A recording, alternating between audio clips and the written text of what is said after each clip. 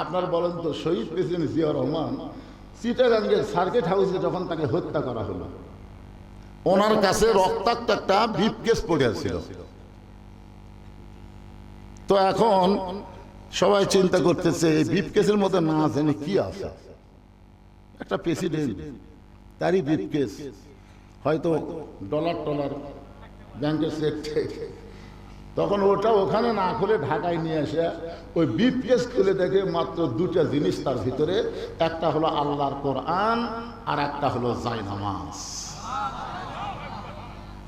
কি বুঝতেছেন বিএনপির ভাইরা? যে নেতাকে আদর্শ মানেন সেই নেতা বাংলাদেশের একটা টাকাও তসরুফ করে নাই, বরং দুনিয়া থেকে বিদায় নেওয়ার সময় দেখায় দিয়েছেন মুসলমানের সবচাইতে বড় সম্পদ হলো আল্লাহর কোরআন আর জায়নামাজ। জোরে গান কথা ঠিক কিনা? বাংলাদেশ থাকবে যতদিন, শহীদ জিয়ার নাম থাকবে ততদিন, ততদিন মানুষ তাকে শ্রদ্ধার সাথে সম্মানের সাথে স্মরণ করবে। কারণ তার সম্পর্ক জায়নামাজ মানে নামাজের সাথে, তার সম্পর্ক হলো আল্লাহর কোরআনের সাথে। খালেদা জিয়ার জানাজায় এত এত মানুষ হয় কেন? এই বিএনপির ভাইরা, এত মানুষ হয় কেন? তোমরা মরে দেখো তো, মাইক দেখে 10 জন লোক পাওয়া যাবে না। আমাদের ভাগ্য এত ভালো যে আমরা জন্মসূত্রে আল্লাহ পেয়ে গেলাম। যদি আল্লাহ আমাদের হিন্দুর ঘরে পাঠাতো, আমরা কি আল্লাহ পেতাম? ইহুদি খ্রিস্টান বৌদ্ধদের ঘরে পাঠালে আমরা কি আল্লাহ পেতাম? কিন্তু রুহের জগতে আল্লাহ আমাদের রুহুগুলোকে এতই ভালোবাসলেন যে দুনিয়ার জগতে আল্লাহ আমাদের মুসলমানের ঘরে মুসলমান হিসাবে কবুল করলেন। যে আল্লাহ আমাদেরকে মুসলমানের ঘরে মুসলমান হিসাবে কবুল করলেন, আমরা বিশ্বাস করতে পারি আল্লাহ আমাদের পক্ষে আছেন। আল্লাহ পক্ষে থাকার কারণ কি জানেন? আল্লাহ কোরআনে বলেন, ওয়ামাইয়াবতাগি গায়রাল ইসলামি দীনান ফালাই ইউকবালা মিনহু। ইসলাম ছাড়া অন্য কোন ধর্ম জীবন ব্যবস্থা কেউ যদি গ্রহণ করে, আল্লাহ বলেছেন কখনোই তা কবুল করা হবে না। আপনারা বলেন তো, এটা কি বক্তার কথা না আল্লাহর কথা? তাহলে এই আয়াতের মধ্যে আল্লাহ কি বললেন? যে ইসলাম ছাড়া অন্য কোন জীবন ব্যবস্থা কেউ যদি গ্রহণ করে, ওইটা আল্লাহ কবুল করবে না। বর্তমানে আমাদের বাংলাদেশে আল্লাহর কোরআনের জীবন ব্যবস্থা চলতেছে না মানুষের তৈরি? তাহলে মুসলমান নাম পরিচয় দিবেন আর মানুষের তৈরি জীবন ব্যবস্থা গ্রহণ করবেন? আল্লাহ বলেছেন এইটা কখনোই কবুল করা হবে না। ইন্নাদ দীনা ইনদাল্লাহিল ইসলাম। আল্লাহর কাছে একমাত্র মনোনীত জীবন ব্যবস্থার নাম কি? ইসলাম। কিন্তু একটা ধর্মের নাম না। আপনারা মনে করেন হিন্দু ধর্ম, বৌদ্ধ ধর্ম, খ্রিস্টান ধর্ম, ইসলাম একটা ধর্ম। ইসলাম শুধুমাত্র একটা ধর্মের নাম না, ইসলাম হলো একটা জীবন ব্যবস্থার নাম। জোরে কোন কথা ঠিক কি না? আপনারা বলেন তো, সব কিছু ইসলামের মধ্যে আছে না নাই? না খালি নামাজ, রোজা, হজ, যাকাত, এই ছাড়া তো আর কিছু নেই। আজকে আমাদের অনেকেই মনে করে যে ইসলাম একটা ধর্মের নাম, নামাজ পড়বো, রোজা করবো, হজ করবো, যাকাত দিব, একে দৌড়ে দৌড়ে জান্নাতে যাব। কি আর কি মনে করতেছেন? তো আল্লাহ তাআলা আমাদেরকে দয়া করে, রহম করে বিশ্ব নবী, যিনি শুধু আমাদের বিশ্ব নবী না, যিনি হলেন আমাদের বিশ্ব নেতা। সুবহানাল্লাহ। দরুদ শরীফের মধ্যে আপনারা কি বললেন? আল্লাহুম্মা সাল্লি আলা সাইয়্যিদিনা।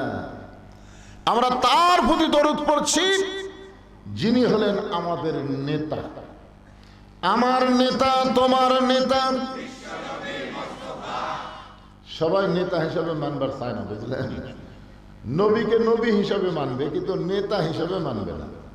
সাধারণ একজন মানুষকে নেতা বানায়া তার পিছনে সারাদিন চামচাগিরি করবি, আর মাঝে মধ্যে স্লোগান দিবি, আমার নেতার চরিত্র ফুলের মতন পবিত্র, খোঁজলে দেখেন নামাজ পড়ে না এক অর্থ। এরা বলে আবার নেতা, এদের পিছনে ঘোরা। জীবনটা শেষ। আল্লাহ কোরআনে বলেন, লাকাদ কানা লাকুম ফি রাসূলিল্লাহি উসওয়াতুন হাসানাহ। সফলতা যদি অর্জন করতে চাও তাহলে দুনিয়ার সমস্ত পাঁচশো নেতা বাদ দিয়া মুহাম্মদ রাসূলকে তোমাদের আদর্শের নেতা হিসাবে গ্রহণ করে না। কেমন নেতা? যেই নেতা শুধু দুনিয়াতে না আখিরাতের আদালতেও যদি আমরা আটকে যাই, এই ছেলে পেলে তোরা কয়েকজন সামনে বসে তো ডিস্টার্ব।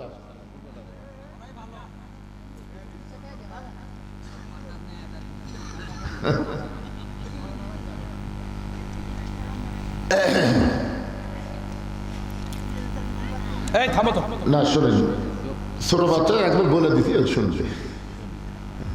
এইগুলো বাচ্চারা বুঝলেন না, এরকে দোষ তো না, দোষ হলো এরকে মায়ের দোষ। কারণ আমাদের বর্তমান মায়েরা অধৈর্য। সামান্য একটা প্রসব ব্যথা সহ্য করবি না, সিজার করে বাচ্চা নেবে। এখন সিজার করাতে এগুলো বাচ্চা হয়, এগুলো বাচ্চা ভালো হওয়া খুবই খারাপ।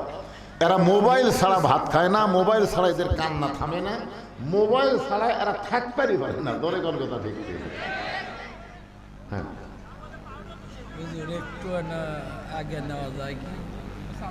আগে কুড়ি লিবির খেয়াল নেই তো।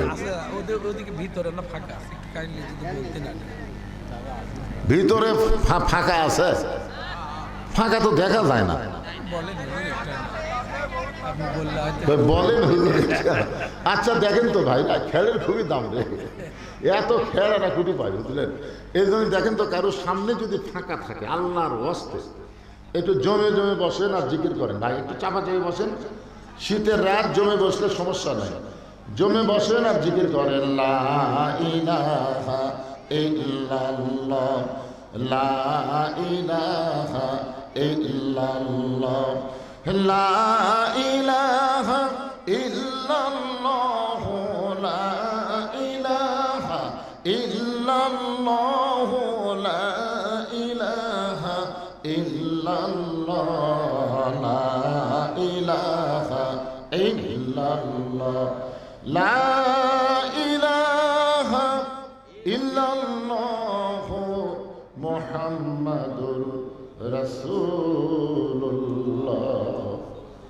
নবীর প্রতি দরুদ পড়ে, নবীরে সালাম করে মিলাদের ভিতরে, কিন্তু নবীর সমাজ গড়ার কাজে অনেকের দ্বন্দ্ব মনে বাজে। আছে না? আমাদের নবী যে শুধু নবী ছিলেন না, তার মদিনার জীবনী পড়ে দেখেন, তিনি মদিনার রাষ্ট্রপতি ছিলেন। আমাদের নবী 27টা যুদ্ধে বাতিলের বিরুদ্ধে হকের পক্ষে সেনাপতিত্ব করেছেন। সুবহানাল্লাহ। খালি তসবিহ আর টুপি, প্রয়োজন হলে বাতিলের বিরুদ্ধে যারা নবীর উম্মতের দাবি করে তাদেরকে দাঁড়াতে হবে। ধরে কোন কথা ঠিক কিনা? হ্যাঁ, যদি কোনো সময় আমরা ঠেকে যাই, ঠেকে যাও বোঝেন না, এই কথাটাই বলতেছিলাম। আছেন আমার মুক্তার, আছেন আমার ব্যারিস্টার, শেষ বিচারের হাইকোর্টেতে তিনি আমায় করবেন পার, আমি পাপী তিনি জামিনদার। যেগুলা নেতার পিছনে ঘটতেছেন এইগুলা নেতা না হয় দুনিয়াতে একটু ফোন টোন করে আপনাকে বিপদ থেকে বাঁচাবার পারে। আর বিশ্বনবী এমন একজন নেতা, আখিরাতের আদালতে আল্লাহ যখন হাকিম হয়ে আমাদেরকে আসামি বানায় বিচার শুরু করবেন, ওই সময় বিশ্বনবী নেতা উকিল হয়ে ব্যারিস্টার হয়ে আল্লাহর কাছে আমাদের পক্ষে ওকালতি করে আমাদেরকে সুপারিশ করে জান্নাতে পৌঁছায় দিবে।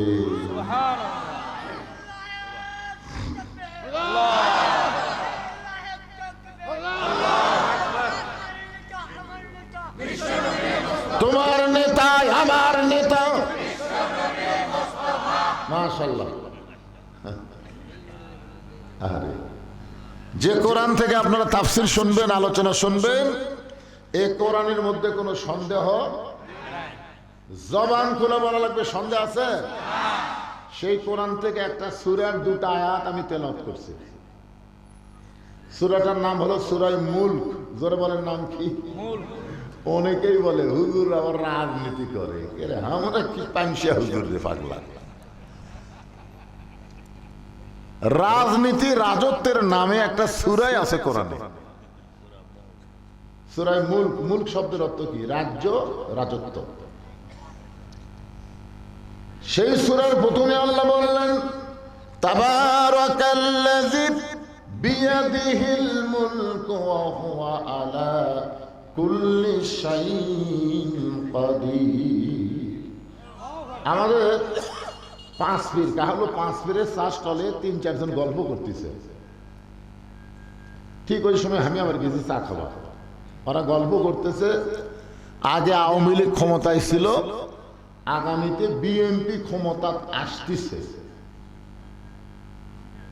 মানে আগে আওয়ামী লীগ ক্ষমতা ছিল আর সামনে বিএনপি ক্ষমতা আসতেছে। এই কথা শোনার পর আমি ৩ বার বলছি নাউজুবিল্লাহ, নাউজুবিল্লাহ, নাউজুবিল্লাহ। তখন কিছু লোক আমারে কয় হুজুর আপনি বিশ্বাস করেন না, আওয়ামী লীগ ক্ষমতা ছিল, বিএনপি ক্ষমতাতে আসতেছে, এটা আপনার বিশ্বাস হয় না? বললাম না, হয় না। তো তাহলে আপনার বিশ্বাস কি? আমার বিশ্বাস হলো সব সময় একজনই ক্ষমতায়, তিনি হলেন আমার আল্লাহ। এটা হলো আমার ঈমান। আওয়ামী লীগ ক্ষমতায় ছিল না, বিএনপিও ক্ষমতা আসবে না, সব সময় যিনি ক্ষমতায় তিনি কে? আচ্ছা, আওয়ামী লীগ যদি ক্ষমতায় থাকতো তাহলে 5ই আগস্টে পলালো কেন? কি মনে করতেছেন? আল্লাহ মাঝে মাঝে কাউকে ক্ষমতা দেয়, ক্ষমতা দেয়। দেখি তো তোকে একটু চেয়ার দিলাম, তুই কি করিস? আল্লাহ বলতেছে লিয়াবলুয়াকুম আইয়ুকুম আহসানু আমালা। আমি আল্লাহ পরীক্ষা করি পাগলা। তোরা চেয়ার পায়ে যদি মনে করিস কি হুনুরি, কি হুনুরি, আমার ফিরিস, আমার দল এখন ক্ষমতায়। আরে পাগলা, তোর দল ক্ষমতা নাই, আল্লাহ ক্ষমতায়। কথা কান না, তোর দল ক্ষমতা আছে।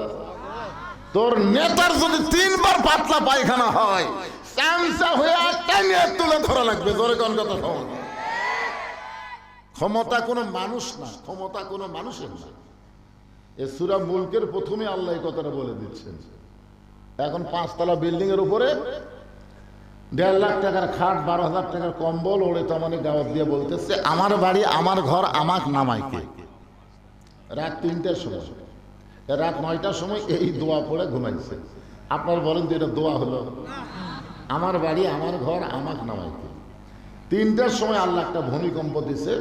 ওই এত ফোর্সে নামছে যে কম্বলের মধ্যে লঙ্গি খুলে আছে, ওটাও পরার টাইম পায়। ফেরেশতারা বলতেছে আল্লাহ নামাইলা, নামাইলা, তাই বলে ন্যাংটা করে নামালা। আল্লাহ বলতেছে আমার ক্ষমতা পাইয়া কেউ যদি ক্ষমতার দাবি করে তার পরিণতি এইরকমই হবে, ভবিষ্যতেও হবে, অতীতেও হয়েছে, বর্তমানেও হতে বাধ্য। করে গণগণার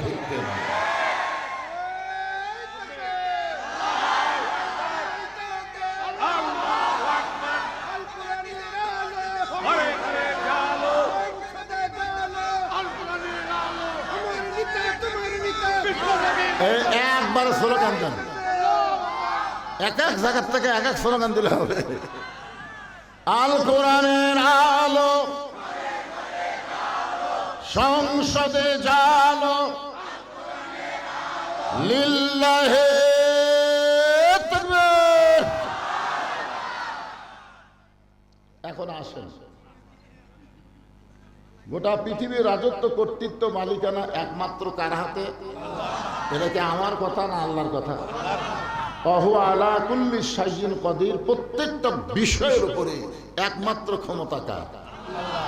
এরপর আল্লাহ বললেন আল্লাযী খালাকাল মাউতা ওয়াল হায়াতা লিয়াবলুয়াকুম আইয়ুকুম আহসানু আমালান ওয়া হুয়াল আজিজুল গফুর। এখন আসেন, আয়াতের মধ্যে আল্লাহ বলতেছে খলাকাল মাউতা ওয়াল হায়াতা, মৃত্যু এবং হায়াতের স্রষ্টাকে বিশ্বাস করতে হবে। আপনারা এখানে যারা বসে আছেন, আপনাদের মধ্যে এমন কোনো ব্যক্তি কি দাঁড়িয়ে বলতে পারবেন যে হুজুর আমার বাড়ির সবচাইতে নিকটে, এই যে পাড়া দেখতেছেন, এই পাড়াতে আমার বাড়ির সবচাইতে নিকটে, আমি এখান থেকে বাড়ি যাবার পার বই? এক একটা লোক দাঁড়া বলেন তো। এই ছেলে তোমরা একটু কও তো, তোমরা ছোট মানুষ তো, দেখছেন? এই ছোট বাচ্চা বলতেছে না না না, এই কথা বলা চলে না। তাহলে এখান থেকে বাড়িতে যাওয়ারই গ্যারান্টি যদি না থাকে, তাহলে মানুষের সংবিধান, মানুষের আইন মানব কেন? এইটুকু গ্যারান্টি যদি দিবার না পারেন, তাহলে আল্লাহর কোরআন ছাড়া তো আমাদের বিকল্প কোনো রাস্তা নাই। জোরে বলেন কথা ঠিক কিনা? হ্যাঁ, কি কথা? বাড়ি যাবার পারবি না, ওই আবার ডক্টর কামালের সংবিধান নিয়ে বসে আছে। মানুষের সংবিধানের মধ্যে ভুল আছে না নাই? সন্দেহ আছে না নাই? ধোঁকা আছে না নাই? আল্লাহর কোরআনের একটা ভুল দেখেন তো, সন্দেহ, ধোঁকা। তাহলে আমরা মুসলমান তো, আমরা মুসলমান হয়ে ভুল, সন্দেহ, ধোঁকার মধ্যে থাকতে চাই না। আমরা চাই যালিকাল কিতাবু লা রাইবা ফি হুদাল লিল মুত্তাকিন। এই কিতাবের মধ্যে কোনো সন্দেহ পাইকারি হারে এই কিতাব সবাইকে হেদায়েত দেবে না, কেবলমাত্র মুত্তাকি বান্দা বান্দে যারা আল্লাহর কোরআন থেকে হেদায়েত পাবে তারা। আল্লাহ বলতেছেন লিয়াবলুয়াকুম আইয়ুকুম আহসানু আমালা। আমি আল্লাহ তোমাদেরকে মৃত্যু হায়াতকে সৃষ্টি করার পরে কি জন্য মৃত্যুর হায়াতকে সৃষ্টি করলাম? পরীক্ষা করার জন্যে। আর পরীক্ষার বিষয়টা হলো সুন্দর আমল। যে কোনো আমল করলে হবে না, আমলটা সুন্দর হওয়া লাগবে। আজকে ওয়ামিলুস সলিহা, নেক আমল আমাদের বাংলাদেশে আছে, কিন্তু সুন্দর আমল নাই। নেক আমল হলো বাপ নামাজ পড়ে, বেটা নামাজ পড়ে না, দাদা নামাজ পড়ে, নাতি নামাজ পড়ে না, বউ নামাজ পড়ে, স্বামী নামাজ পড়ে না। এইটা নেক আমল হতে পারে, কিন্তু সুন্দর আমল হলো স্বামী নামাজ পড়বে, বউ নামাজ পড়বে, বাপ নামাজ পড়বে, বেটা নামাজ পড়বে, দাদা নামাজ পড়বে, নাতি নামাজ পড়বে, নেতা নামাজ পড়বে, কর্মীরা নামাজ পড়বে। দরকার হলে নেতা ইমামতি করবে, আর কর্মীরা তার পিছনে মুসল্লি হয়ে দাঁড়াবে। নেক আমল আছে আমাদের বাংলাদেশে, নেক আমল নাই। আজান দিলে মসজিদে কি কেউ যায় না? জোরে কেন যায় কি যায় না? আচ্ছা আপনারা বলেন তো, বাপ গেল বেটা গেল না? বাপ মসজিদে নামাজ পড়বার গেল, বেটা গেল না। কোরআন হাদিসের কোন জায়গাতে আপনি দেখাতে পারবেন যে ওই বাপ জান্নাতে যাবে? দাদা নামাজ পড়বার গেল, অথচ লাতি সবসময় দাদা দাদা করে ডাকতেছে, ওই লাতি গেল না। আপনি কোরআন হাদিসের কোন জায়গা দেখান তো ওই দাদা জান্নাতে যাবে? যেখানে আল্লাহ ডাইরেক্ট বলেছেন কো আনফুসাকুম ওয়া আহলিকুম নারা, জাহান্নামের আগুন থেকে বাঁচতে গেলে তুমি একলা বাঁচতে হবে না, তোমার আহাল, পরিবার, সমাজ এবং রাষ্ট্র সবাইকে নিয়ে জাহান্নামের আগুন থেকে বাঁচতে হবে। জোরে কোন কথা ঠিক কি না? আজকে আজান দিলে কয় বুড়া মসজিদে যায়, এক জীবনও যায় না। একটা পর্যন্ত মোবাইল চালায়, আর ফজরে আজান দিলে এরা 3.5 হাত মানুষ 2.5 হাত হয়। আগে আসলে 3.5 হাত, যে আজান শুরু হচ্ছে ওই আজান শুনবি না, যে আজান শুনলে বিরক্ত লাগে। আস্তে করে মাথার উপর কম্বল দিছে, পাও টাইনে এনে বুকের কাছে থছে, জানলা দিয়ে তাকে দেখেন মনে হয় চাউলের বস্তা ঢাকা আছে। আগাও নাই মাথাও নাই, গেল কোথায়? কম্বল টান্দা দেখেন ওর সাইজ, আর সকালবেলা সাইড থেকে কুত্তার সাইজ একই সাইজ। তাহলে আপনি বাপ হয়ে নামাজ পড়েন আর বেটা হয়ে কুত্তার সাইজ হয়ে ঘুম পাড়ে, আপনি বাবা জান্নাতে যাবেন, এতই সোজা। এই জন্য বলা হচ্ছে সুন্দর আমল। সুন্দর আমল মানে একা একা না, সবাই মিলে। এই সুন্দর আমল যদি আমরা করতে চাই, সুন্দর একটা পরিবেশ লাগবে, সুন্দর একটা পরিবেশ যদি তৈরি করতে চাই তাহলে সুন্দর একটা সমাজ লাগবে। সুন্দর একটা সমাজ যদি তৈরি করতে চাই তাহলে সুন্দর একটা রাষ্ট্র লাগবে। সুন্দর একটা রাষ্ট্র যদি গঠন করতে চাই তাহলে মানুষের সংবিধান দেওয়া হবে না, আমার আল্লাহর কোরআনের সংবিধান লাগবে। কোরআন খালি ওয়াজ শোনার জন্য নাকি? বদরুল আজকে আসবে রে, আজকে কি ওয়াজ করে শুনে আসি। আপনারা তা শুনতেছেন না, আপনাকে চাইতে ভালো শ্রোতার নাম আবু জেহেল, জানেন? আপনাকে বসার জায়গা হচ্ছে না, কমিটি কি টেনশন করতেছে যে হুজুর একটু চাপেলেন, বসার জায়গা হচ্ছে না। আর আবু জেহেল বসার চান্সই পাই না, তাও সামনে না পিছনে চোরের মতন সারা রাত কোরআন তেলাওয়াত শুনছে, সারা রাত। সকালবেলা গিয়ে মিটিংয়ের মধ্যে মুখ ফসকে বলে ফেলেছে, এত সুন্দর কোরআনের বাণী, রাতটা কোন দিক দিয়ে গেল আমি বুঝবারই পারি না। আবু সুফিয়ান বলে, নেতা যেই কোরআন শুনতে সারা রাতই চলে যায় সেই কোরআন ধরলে অসুবিধা কি? মানে শুনলেই যদি এত মজা হয় তাহলে এটা ধরার দরকার আছে না নাই? আবু জেহেল বলতেছে, তুই আমার কাছে আছে, যে কাছে কাছে কানে কানে বলতেছে, পাগল এ কোরআন ধরলে তোর আমার ভুয়া নেতৃত্ব চলবি। কারণ আমরা যে নেতৃত্ব দিচ্ছি এর নাম ভুয়া রে, ভুয়া ভুয়া। আল্লাহর কোরআন বাদ দেয় তারা নেতৃত্ব দেয়, এরা কি? আরো জোরে জোরসে বলো, জোর হলো না, আরো জোরে। আল্লাহর কোরআন দিয়ে যখন বাংলাদেশ চলবে তখন আবু জেহেলের মতন ভুয়া নেতৃত্ব এই বাংলার জমিনে চলবে না। জোরে গান কথা ঠিক কিনা? এই কারণেই তো তারা বিরুদ্ধচারণ করে। কোরআনের ওয়াজ শোনো, অসুবিধা নেই, কোরআন তেলাওয়াত করো, অসুবিধা নেই। মানুষ মরে গেলে কোরআন খতম দিয়ে জান্নাতে থুয়ে আসো, অসুবিধা নেই। জীবিত অবস্থায় যেই বেটা কোরআনের হক কথা শুনবার পারে নাই, মরার পরে তার রুহের মাত্রাতে কোরআন খতম দিয়ে জান্নাতে থুবেন, এই উপায় আপনাকে দিছে?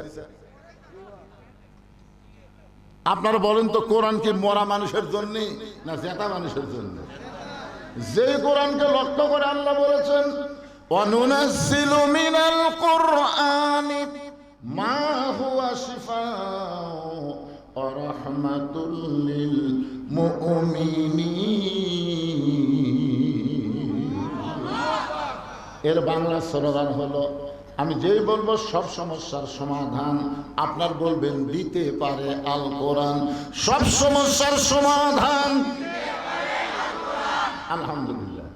এখন একটু মনোযোগ দিয়ে শোনেন, এই কোরআনটা কি সারা জীবন আমরা শুনেছি, কিন্তু আগামীতে বাংলার জমিনে কোরআনকে আমরা দেখতে চাই, দেখতে খালি শুনলে হবে না ভাই, সব দেখা হলো শেষ, সবই তো দেখলাম, সব দেখা হলো শেষ। আগামীতে দেখবো আল্লাহর কোরআনের বাংলাদেশ। জোরে গান গালা ঠিক না? কারা কারা দেখবেন? দুই হাত তুলে আমার আল্লাহকে দেখান, লিল্লাহ দেখবেন, হাত নামান, হাত নামান। এখানে আওয়ামী লীগ, বিএনপি, জাতীয় পার্টি, জামাত, এই শোনেন, কোন দল এখানে নাই, আমরা সবাই এক দল, কোরআনের দল। জোরে গান কথা ঠিক কিনা? হ্যাঁ শোনেন,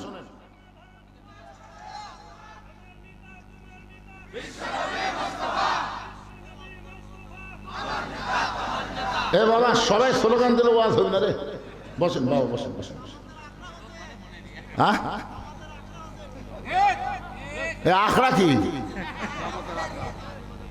কোরআনের কথা বলে জামাতের আখড়া? ওগুলা কথা বলাই যাবে না তো। আওয়ামী লীগ, বিএনপি, জাতীয় পার্টি, জামাত, তাবলিগ, পীর মুরিদি, আপনারা বলেন তো আপনাদের শাখারিয়া এই গ্রামে সব দলের কি এক মসজিদ, না প্রত্যেক দলের ভিন্ন ভিন্ন মসজিদ? আচ্ছা, একই মসজিদের মধ্যে আওয়ামী লীগ, বিএনপি, জাতীয় পার্টি, জামাত, তাবলিগ, পীর মুরিদি যদি ঢোকে নামাজ পড়ার জন্য, প্রত্যেক দল অনুযায়ী কি কাতার ভিন্ন হয়, না সব দলের এক কাতার? তাহলে আপনি মসজিদের মধ্যে সব দলকে এক কাতার করার পিছনে কারণ কি? আপনি আওয়ামী লীগকে জিজ্ঞাসা করেন, মসজিদ কার ঘর? আল্লাহর ঘর। বিএনপি আল্লাহর ঘর, জাতীয় পার্টি আল্লাহর ঘর, তাবলিগ আল্লাহর ঘর, জামাত ইসলাম আল্লাহর ঘর। তো মসজিদকে সবাই আল্লাহর ঘর বললেন, কোরআন কার? আওয়ামী লীগ বলেন তো কোরআন শরীফ কার? বিএনপি বলেন তো কোরআন কার? তাহলে মসজিদ আর কোরআনের ব্যাপারে কোনো দলাদলি চলবি করে পাগলা?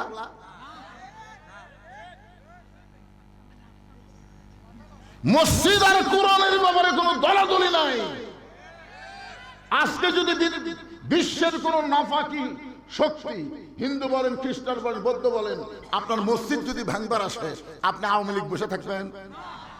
বিএনপি আপনি বসে থাকবেন? কেন আল্লাহর ঘর ভাঙবি আমরা বেঁচে থাকতে?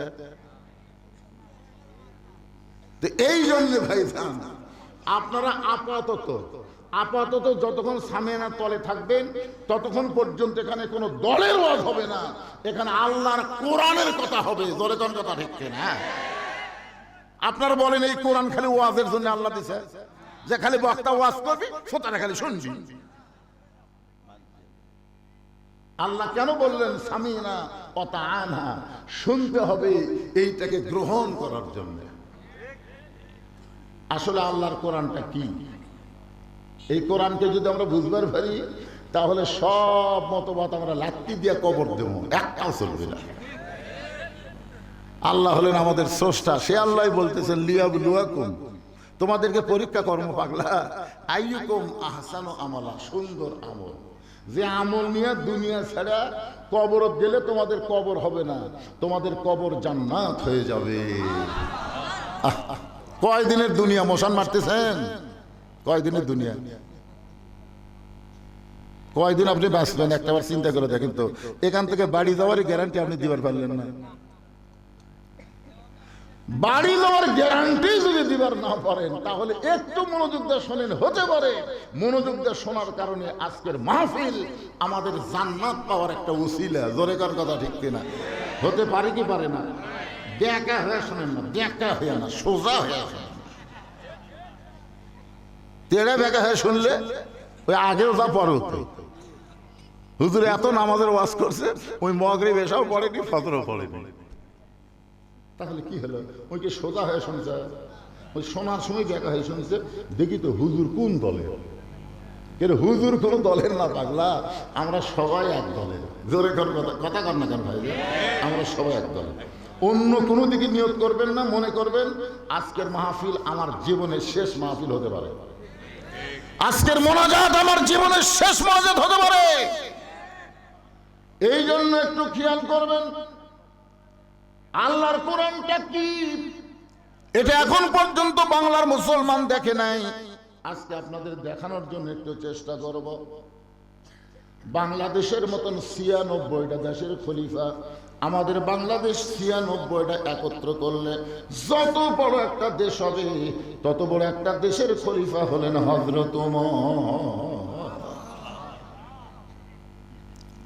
আপনারা বলেন তো হযরত ওমর খলিফা হওয়ার আগে কেমন ছিল?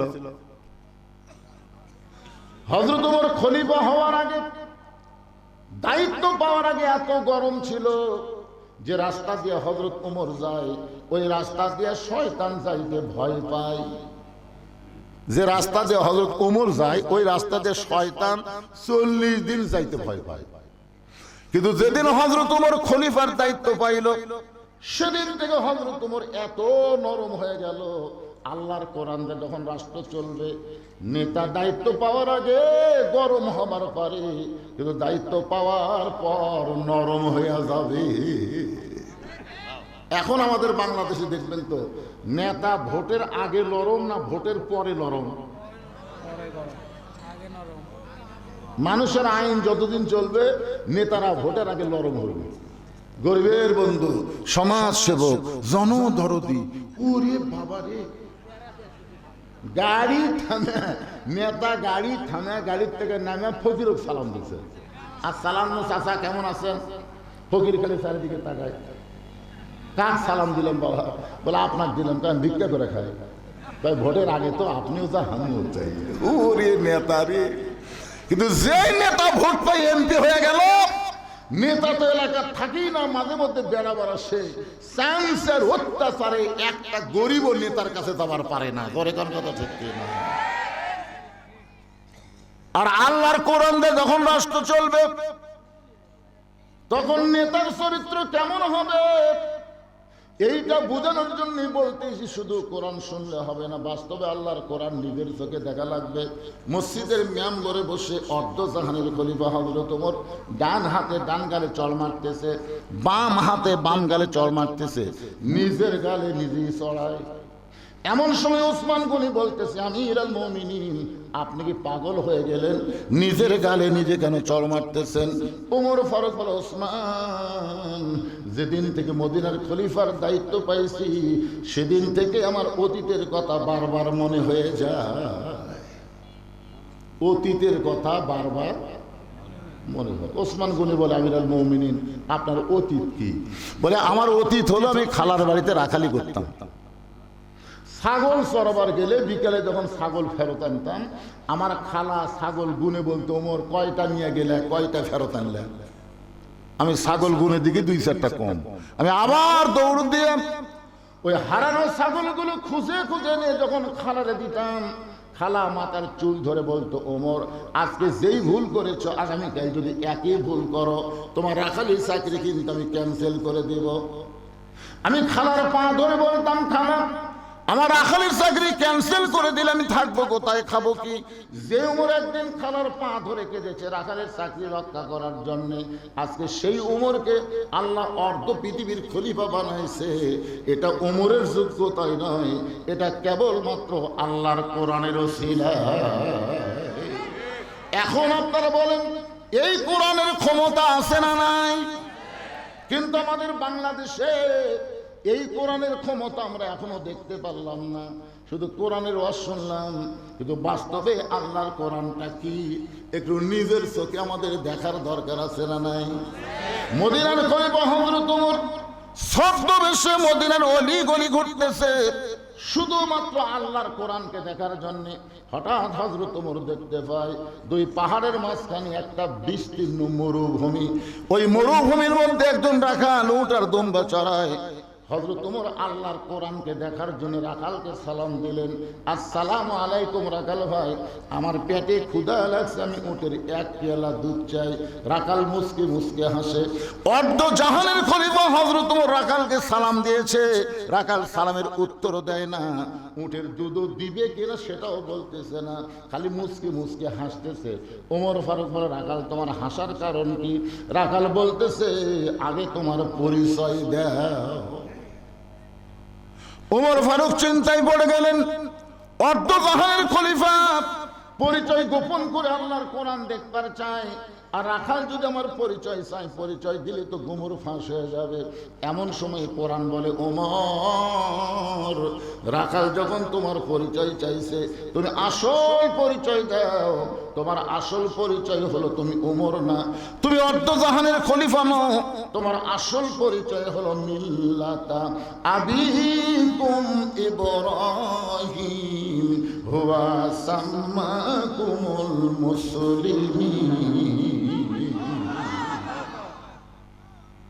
আপনার বলেন তো, শহীদ প্রেসিডেন্ট জিয়া রহমান চিটাগাঙ্গের সার্কিট হাউসে যখন তাকে হত্যা করা হলো, ওনার কাছে রক্তাক্ত একটা ব্রিফকেস পড়ে আছিল। তো এখন সবাই চিন্তা করতেছে, এই ব্রিফকেসের মধ্যে না জানি কি আছে। একটা প্রেসিডেন্ট, তারই ব্রিফকেস, হয়তো ডলার টলার ব্যাংকের চেক। তখন ওটা ওখানে না খুলে ঢাকায় নিয়ে আসে ওই ব্রিফকেস খুলে দেখে মাত্র দুটা জিনিস তার ভিতরে, একটা হলো আল্লাহর কোরআন আর একটা হলো জায়নামাজ। কি বুঝতেছেন বিএনপির ভাইরা? যে নেতাকে আদর্শ মানেন, সেই নেতা বাংলাদেশের একটা টাকাও তসরুফ করে নাই, বরং দুনিয়া থেকে। তাহলে আপনি যেটা বলবেন সেটাই দেখবে। আমাদের আসল পরিচয় কি? আরো জোরে জোরসে বলুন। ওমর ফারুক বললেন, রাখাল ভাই, আমার পরিচয় যখন শুনতে চাচ্ছ, আমার পরিচয় হলো আমি একজন মুসলমান। রাখাল বলতেছে, আসল না নকল? যেই বলছে আসল না নকল, ওমর ফারুক চুপ করছে। কে রে ভাই, মুসলমান তো মুসলমানই, এর মধ্যে আসল নকল কি? রাখাল বলতেছে আসল মুসলমান যারা হবে তারা চাওয়ার ব্যাপারে সতর্ক থাকবে। আসল মুসলমান জীবন যাবে, ফাঁসির মঞ্চে যাবে, কিন্তু রাষ্ট্রপতির কাছে বাঁচার দরখাস্ত লিখবে না। ধরে কান কথা ঠিক কিনা? এরকম কিছু আসল মুসলমান আমরা বাংলার জমিনে দেখছি। ধরে কান কথা ঠিক কিনা? উকিল বলতেছে স্যার আপনি খালি রাষ্ট্রপতির কাছে বাঁচার দরখাস্ত লেখেন, রাষ্ট্রপতি দয়া করে যদি আপনাকে দয়া করে মাফ করে দেয় আপনার ফাঁসি কার্যকর হবে না। আসল মুসলমান মুচকি মুচকি হাসে। উকিল বলে হাসেন কেন? বলতেছে আরে পাগলা, আমি 3টা রাষ্ট্রপতি ক্ষমতার থাকা অবস্থায় মরা দেখছি রে। একটা হলো শেখ মুজিবুর রহমান, একটা জিয়াউর রহমান, একটা জিল্লুর রহমান, যারা ক্ষমতার থাকতে নিজেরাই মরে যায়। তাদের কাছে কোনো ইমানদার জীবন ভিক্ষা চায় না। উকিল বলতেছে তাহলে এই গোয়ারকে করার কারণে আপনার ফাঁসি হবে। আসামি মুচকি মুচকি হাসে। উকিল বলে মুচকি মুচকি হাসেন কেন? বলতেছে আমার ফাঁসি হবে কিন্তু আমার মৃত্যু হবে না। আমার ফাঁসি হবে কিন্তু মৃত্যু হবে না। এক উকিল আর 2 উকিল ডাক দেখায়, পাগলা দেখে যা কি হয়েছে ভাই? এই যে কয় যে আমার ফাঁসি হবে মৃত্যু হবে না। ফাঁসি হলে কি মৃত্যু হয় না? সঙ্গে সঙ্গে আসামি কোরআন থেকে বলতেছেন ওয়ালা তাকুলু লিমান ইউকতালু ফি সাবিলিল্লাহি আমওয়াতুন বাল আহয়াউ ওয়ালাকিন লা তাশউরুন। আল্লাহর রাস্তায় অন্যায়ভাবে যাদেরকে ফাঁসি দেওয়া হয় তোমরা তাদেরকে মৃত্যু বলো না, আমি আল্লাহ বলতেছি তারা জীবিত। এই কথা কি আমার না আল্লাহর? ওমর ফারুক বলেন রাখাল মুসলমান তো মুসলমান, তার মধ্যে আর ভেজাল কি? রাখাল বলতেছে আসল মুসলমান যারা হবে তারা চাওয়ার ব্যাপারে সতর্ক থাকবে। তুমি দুধ চাইছো কার কাছে? যেই কইছে দুধ চাইছো তার কাছে, উমরের চোখ দিয়ে দর দর করে পানি পড়তেছে। আল্লাহ তোমার কোরআন যখন দুনিয়াতে চালু থাকবে, উমর যদি ভুল করে একটা রাখাল পর্যন্ত সেই ভুল ধরতে পারবে। আপনার বলেন তো আপনাদের মসজিদে কোরআনের আইন চালু আছে না নাই? ইমাম সাহেব টাইটেল পাস, দাওরা পাস, ওই যদি আসরের 4 রাকাত নামাজে 3 রাকাতে বসে, বসা লাগবে কয়বার? 2 রাকাত। নামাজ পড়েন না, একেবারে নামাজ পড়েন না। আসরের বৈঠক কয়টা? 2 রাকাত আর 4 রাকাত, কিন্তু ইমাম 3 রাকাতে বসে গেছে। এখন 4 নম্বর কাতারে এক অটো ভ্যান চলায়, উনি আবার ওখান থেকে বলতেছে আল্লাহু আকবার। ইমাম মনে মনে কয় তুই যতই লোকমা দে 41 সালের আগে ওট মো না। এই মনে করে ইমাম যদি স্বৈরাচার হয়ে বসাই থাকে, আপনারা বলেন তো মসজিদের মুসল্লি ভ্যানালার পক্ষে না ইমামের পক্ষে? কারণ ভ্যানালা যেটা করতেছে এটা হলো ন্যায়, আর ইমাম যেটা করতেছে এটা হলো অন্যায়। ঠিক আছে ভাই? আল্লাহর কোরআন দিয়ে যখন রাষ্ট্র চলবে তখন নেতারা যদি ভুল করে একটা সাধারণ লেখাল পর্যন্ত তার ভুল ধরার সাহস পাবে। ধরে কোন কথা ঠিক কিনা? ওমর ফারুক বলতে রাখাল ভাই আসলে আমার ভুল হয়ে গেছে। রাখাল বলতে ভুলটা যখন স্বীকার করছো তাহলে আল্লাহ তোমাকে তওবা করার সুযোগ দিয়েছে। ওমর ফারুক বলে তাহলে আমি তওবা করি। রাখাল বলে তুমি মূর্খ মানুষ, তুমি তওবা কেমনে করবা? যে বেটা চাওয়ার ব্যাপারে সতর্ক হয় না সে হলো সবচাইতে বড় মূর্খ। বরং আমি তওবা পড়াই, তুমি আমার সঙ্গে তওবা পড়ো। এবার রাখাল হযরত ওমরকে তওবা পড়াচ্ছেন। আমার সঙ্গে সকলে পড়েন আস্তাগফিরুল্লাহ রাব্বি মিন কুল্লি জামে ওয়া তুবু ইলাইহি। হযরত ওমর তওবা পড়ার পরে বলতেছে ও রাখাল ভাই আল্লাহর রাস্তায় আমাকে উটের 1 পেয়ালা দুধ দাও। আগে বলেছিল রাখাল ভাই উটের 1 পেয়ালা দুধ দাও। এবার তওবা পড়ার পরে বলতেছে আল্লাহর ওয়াস্তে। রাখাল মুস্কি মুস্কি হাসে। ওমর ফারুক বলে আবার হাসি কি হলো? বলে তওবা করার পরে তুমি আবার মুনাফিকি করলে। আপনার বলেন তো ওমর ফারুকের রাগ কম না বেশি? আমার মধ্যে মুনাফিকের কি দেখলে? কারণ ওমর ফারুক জানে মুনাফিক থাকবে জাহান্নামের সবচাইতে তলে, আর কাফের থাকবে জাহান্নামের উপরে। উপর থেকে কাফের পেশাব পায়খানা করবি, আর তলের থেকে মুনাফিকেরা পেশাব পায়খানা খাবি।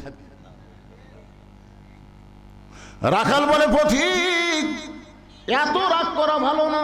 লিমা তাকুলু মা লা তাফআলুন, দেখো তোমার মুখের সাথে মনের মিল নেই। তুমি সত্যি করে বলো তো, আমি কি উটের মালিক? আমি যদি উটের মালিক হইতাম তাহলে তুমি আমাকে রাখাল বললা কেন? আর যখনই তুমি আমাকে রাখাল বলেছো তখন মন বলতেছে আমি উটের মালিক না। আর মালিক বাদ দেন, রাখালের কাছে কেউ যদি আল্লাহর হস্তেও চায় এরপরও রাখাল দিবার পারবি। আমি অনেক মাহফিলে আমার নিজের কথা বলছি, পাবনার বাইকওয়ালা মাহফিল থেকে কেবল নামছি, ইতিমধ্যে এক লোক দৌড়ে এসে হাতে একটা চকচকে টাকা দিয়ে কয় হুজুর দোয়া করেন। তো টাকা পকেটে থুয়ে বললাম ভাই কিসের দোয়া? তাই হুজুর আমার বইয়ের পেটে একটা বাচ্চা চাইছে, আল্লাহ যেন পুত্র দেয়। তখন আমি পকেট থেকে 200 টাকা বের করে অক দিয়ে দিলাম। ওই কয় হুজুর আমি তো টাকা চাইনি, আমি দোয়া চাইছি। এগুলো পাগলাতি হচ্ছে নি, আমি 3টা মেয়ের বাপরে, আমার দোয়া দিয়ে যদি পুত্র হতো তাহলে আল্লাহ আমাকে একটা দিত। তা আমার দোয়া দিয়ে যদি আমার বইয়ের পেটের বাচ্চা পুত্র না হয়, তোর বইয়ের হবে? তখন কয় হুজুর তাহলে আপনি টাকা আপনি নেন, আমার নাম দেন। ওরে যে 100 টাকা দিয়েছি দৌড় মারতেছে, সব করে হাত ধরে বললাম কোথায় যাবি? বলে ওই হুজুরের কাছে যাবো, তার বেটা সওয়াল আছে। আমি বললাম কোন হুজুরের কাছে না, কোন পীরের কাছে না, কোন মাজারে না, পাবার যদি চাও যিনি দিবার পারে তারই কাছে চাও। রাখাল বলতে পথিক, সত্যি যদি উঠে এক পেয়ালা দুধ চাও তাহলে এখান থেকে মালিকের বাড়ি হলো 10 মাইল দূরে। ওই মালিকের বাড়ির দরজা দিয়ে বলো মালিক তোমার রাখাল উট আর দুম্বা চড়াই, তুমি মালিক যদি হুকুম দাও তাহলে রাখাল আল্লাহর হস্তে উটের এক পেয়ালা দুধ দিবে। ওমর ফারুক বলে রাখাল অত দূর কষ্ট করে মালিকের বাড়ি যাওয়ার দরকার নাই, বরং তোমাকে 2টা টাকা দিলাম, এই 2টা টাকার বিনিময়ে তুমি উটের এক পেয়ালা দুধ দাও। রাখাল মুস্কি মুস্কি হাসে আর বলে পথিক তুমি কি হযরত উমরক চেনো? এই তুমি হযরত উমরক চেনো? যদি হযরত উমরকে চিনতা তাহলে এরকম বেসাইজা প্রস্তাব দিতা না। উমরের আল্লাহর কোরআন যেদিন থেকে রাষ্ট্র চালায়, উমরের গুপ্ত বাহিনী যদি দূর থেকে দেখ পারবাই, তুমি আমাকে 2 টাকা ঘুষ দিছ আর মালিক বাদ দিয়ে তোমাকে উটের এক পেয়ালা দুধ দিলাম, তাহলে তোমাকেও ধরবে আমাকেও ধরবে। এই বুড়া বয়সে তুমি ধরা পড়বার চাও? ওমর ফারুক বলে রাখাল তাহলে চলো পাহাড়ের গুহার মধ্যে যাই, ওই গুহার মধ্যে গিয়ে গোপনে তোমাকে 2টা টাকা দিব, তুমি গোপনে উটের এক পেয়ালা দুধ দিবে। উমরের গুপ্ত বাহিনীও দেখতে পাবে না, তোমার মালিকও জানতে পারবে না। রাখাল চিল্লায় বলে তুমি ভণ্ড, তুমি ভণ্ড, তুমি ভণ্ড। উমর ফারুক বলে রাখাল আমার মধ্যে ভণ্ডামির কি দেখলা? রাখাল বলে পথিক ওই পাহাড়ের গুহার মধ্যে দেওয়া নেওয়া করলে উমরের গুপ্ত বাহিনী দেখতে পাবে না, আমার মালিক জানতে পারবে না, কিন্তু রাখালের আল্লাহ সবকিছু দেখতে পায়। সঙ্গে সঙ্গে উমর ফারুক মারছে দৌড়, এক দৌড়ে পাহাড়ের পাদদেশে গিয়ে 2 রাকাত নামাজ পড়ে বলতেছে আল্লাহ তোমার কোরআন এত সুন্দর, তোমার কোরআন যখন দুনিয়াতে চালু থাকবে কেউ না দেখলেও আল্লাহ দেখতেছে, এই বিশ্বাস তার কলিজার মধ্যে চলে আসবে। জোরে কর সুবহানাল্লাহ। বর্তমানে আমাদের কলিজার মধ্যে সেই বিশ্বাস আছে? কথা কন না কেন? তোমার কোরআন যখন দুনিয়াতে চালু থাকবে কেউ না দেখলেও কে দেখবে? প্রত্যেকটা যুবকের হাতে একটা করে মোবাইল থাকবে, যুবকের অশ্লীল ভিডিও যখন দেখতে যাবে তখন তার ইমান বলবে কেউ না দেখলো আল্লাহ দেখতেছে। ঘুষ লিবার গেলে তখন ইমান বলবে কেউ না দেখলো আল্লাহ বলতেছে। মিথ্যা কথা বলার সময় মনে হবে কেউ না দেখলেও আমার আল্লাহ সবকিছু দেখতেছে। জোরে কোন সুবহানাল্লাহ। ওমর ফারুক যখন কাঁদতেছে আর বলতেছে আল্লাহ তোমার কোরআন এত সুন্দর, আমি এতক্ষণ রাখালকে দেখি নাই, রাখালের ভিতরে আল্লাহ তোমার বাস্তব কোরআন দেখতে পায়। রাখাল পিছনে এসে বলতেছে যতই কান্দ, ওমর ফারুককে বলতেছে যতই কান্দ উটের দুধ দেওয়া গেল না। ওমর ফারুক বলে রাখাল ভাই উটের দুধের কোনো দরকার আমার নাই, আমি শুধু তোমার কাছে জানতে চাই না দেখা আল্লাহকে কলিজার মধ্যে জায়গা দিয়ে আল্লাহর কোরআন অনুযায়ী চলতেছো, এর বিনিময়ে তোমার চাহিদা কি? তোমার তো ভালো একটা চাকরিও নাই, ভালো বাড়িও নাই, ভালো খাওয়া দাওয়া নাই, এরপরেও তুমি কোরআনের দল করো, কোরআন অনুযায়ী চলো, এর বিনিময়ে তোমার চাহিদা কি? সঙ্গে সঙ্গে রাখাল বলে, প্রতীক আমার চাহিদার কথা যখন শুনতে চাও, তাহলে আমার চাহিদা হলো রব্বানা, সকলে পড়েন, রব্বানা আতিনা ফিদ দুনিয়া হাসানাতাও ওয়া ফিল আখিরাতি হাসানা ওয়া কিনা আযাবান্নার। ওমর ফারুক বলে, রাখাল ভাই, আমি তোমার চাহিদার কথা শুনতে চাইলাম, আর তুমি কোরআনের আয়াত শুনেলে, তার মানে রাখাল ভাই তুমি আসলেই মূর্খ। আরে পাগল, এই আয়াত দিয়ে আমি দুটা চাহিদার কথা বললাম। এক নম্বর চাহিদা হলো হযরত উমরকে আমি এক নজর দেখতে চাই, যে উমর আল্লাহর কোরআন দিয়ে রাষ্ট্র চালানোর কারণে আমার মতন রাখাল না দেখা আল্লাহকে কলিজার মধ্যে জায়গা দিবার পারছি, সেই হযরত উমরকে দুনিয়াতে একটা বার যদি দেখতে পাইতাম, আমার দুনিয়ার চাহিদা আল্লাহ পুরা করত। আমার দুই নম্বর চাহিদা হলো, আমি রাখাল যখন মরে যাব, অদম রাখালকে আল্লাহ যেন জান্নাত দেয়। ওমর ফারুক দৌড়ে গিয়ে, রাখা আমার হাতের দিকে তাকান, রাখালে হাতটা এরকম খপ করে ধরে 3 বার চুমা খাচ্ছে। রাখাল কয়, পাগল নাকি রে, আমার ঘামা হাতে তুমি 3 বার চুমা খেলে? ওমর ফারুক বলে, রাখাল তোমার 2 নম্বর চাহিদা আল্লাহ পুরা করছে, মরার সাথে সাথে আল্লাহ তোমাকে জান্নাত দিয়ে দিবে। কে বলে সুবহানাল্লাহ? ওমর ফারুক বলতেছে, রাখাল তোমার 2 নম্বর চাহিদা আল্লাহ পুরা করছে, মরার সঙ্গে সঙ্গে আল্লাহ তোমাকে জান্নাত দিয়ে দিবে। রাখাল মুস্কি মুস্কি হাসে। ওমর ফারুক বলে, রাখাল সুবহানাল্লাহ বলে হাসো কেন? বলে, মরার পরে জান্নাত এ কথা সহজে বলতে পারলা, কিন্তু হযরত ওমরকে এক নজর দেখতে পাবো, এই কথা বলতে তোমার কোন জায়গা বাজে? আপনারা বলেন তো, যেই উমরক তওবা পড়াছে, কি পড়াছে? যে উমরক মুনাফিক কইছে, যে উমরক ভণ্ড কইছে, এখন যদি উমর বলে, ভাই তুমি যে উমরক দেখ পারছো, আমি সেই উমর রে, বলাও সারা, রাখাল হাত ফেল করে মরাও সারা। ধরে কোন কথা ঠিক কিনা? ওমর ফারুক চিন্তায় পড়ে গেলেন, আমি উমর এই কথা রাখালকে কেমনে বলবো? যে রাখাল আমাকে তওবা পড়াইছে, মুনাফিক কইছে, ভণ্ড কইছে, এখন কি করব? এমন সময় আল্লাহর কোরআন বলতেছে, উদউ ইলা সাবিলি রাব্বিকা বিল হিকমা। ওমর ডাইরেক্ট যদি বলবার না পারো, তাহলে হিকমত অবলম্বন করো। ওমর ফারুক বলে, রাখাল ভাই, সত্যি যদি তুমি ওমরকে দেখতে চাও, তাহলে ফজরের নামাজ তোমাকে সামনে কাতারে আদায় করা লাগবে। ফজরের নামাজ যদি সামনে কাতারে আদায় করো, মেহরাবের মধ্যে লক্ষ্য করে দেখবা, যেই মানুষটা ইমামতি করবে, ওই মানুষটি হলেন হযরত ওমর। এখন একটা কথা আপনাদের কাছে আমি ক্লিয়ার করে শুনতে চাই, আল্লাহর কোরআন দিয়ে যখন রাষ্ট্র চলবে, তখন প্রত্যেকটা নেতাকে ওই এলাকার বড় মসজিদের ইমাম হওয়া লাগবে। কি হওয়া লাগবে? এখন দেখেন তো আমাদের নেতাকে খবর কি? কি বলতেছে ওমর?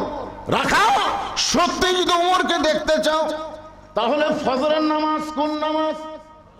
সামনে কাতার আদায় করা লাগবে। সামনে কাতারে যদি ফজর আদায় করো, তাহলে মেহরাবের দিকে লক্ষ্য করে দেখবা, যেই মানুষটা ইমামতি করতেছে, ওই মানুষটি হলেন হযরত ওমর। রাখাল ছোট বাচ্চার মতন কান্দে। ওমর ফারুক বলে, রাখাল কান্দো কেন? বলে, কান্দার কারণ হলো আমি বারান্দার নামাজ পড়ি, আমি ভিতরে ঢোকার সাহস কোনোদিন পাই না। ভিতরে দামি দামি নবীর সাহাবী, ওই দামি দামির মধ্যে আমি রাখাল কেমনে যাই?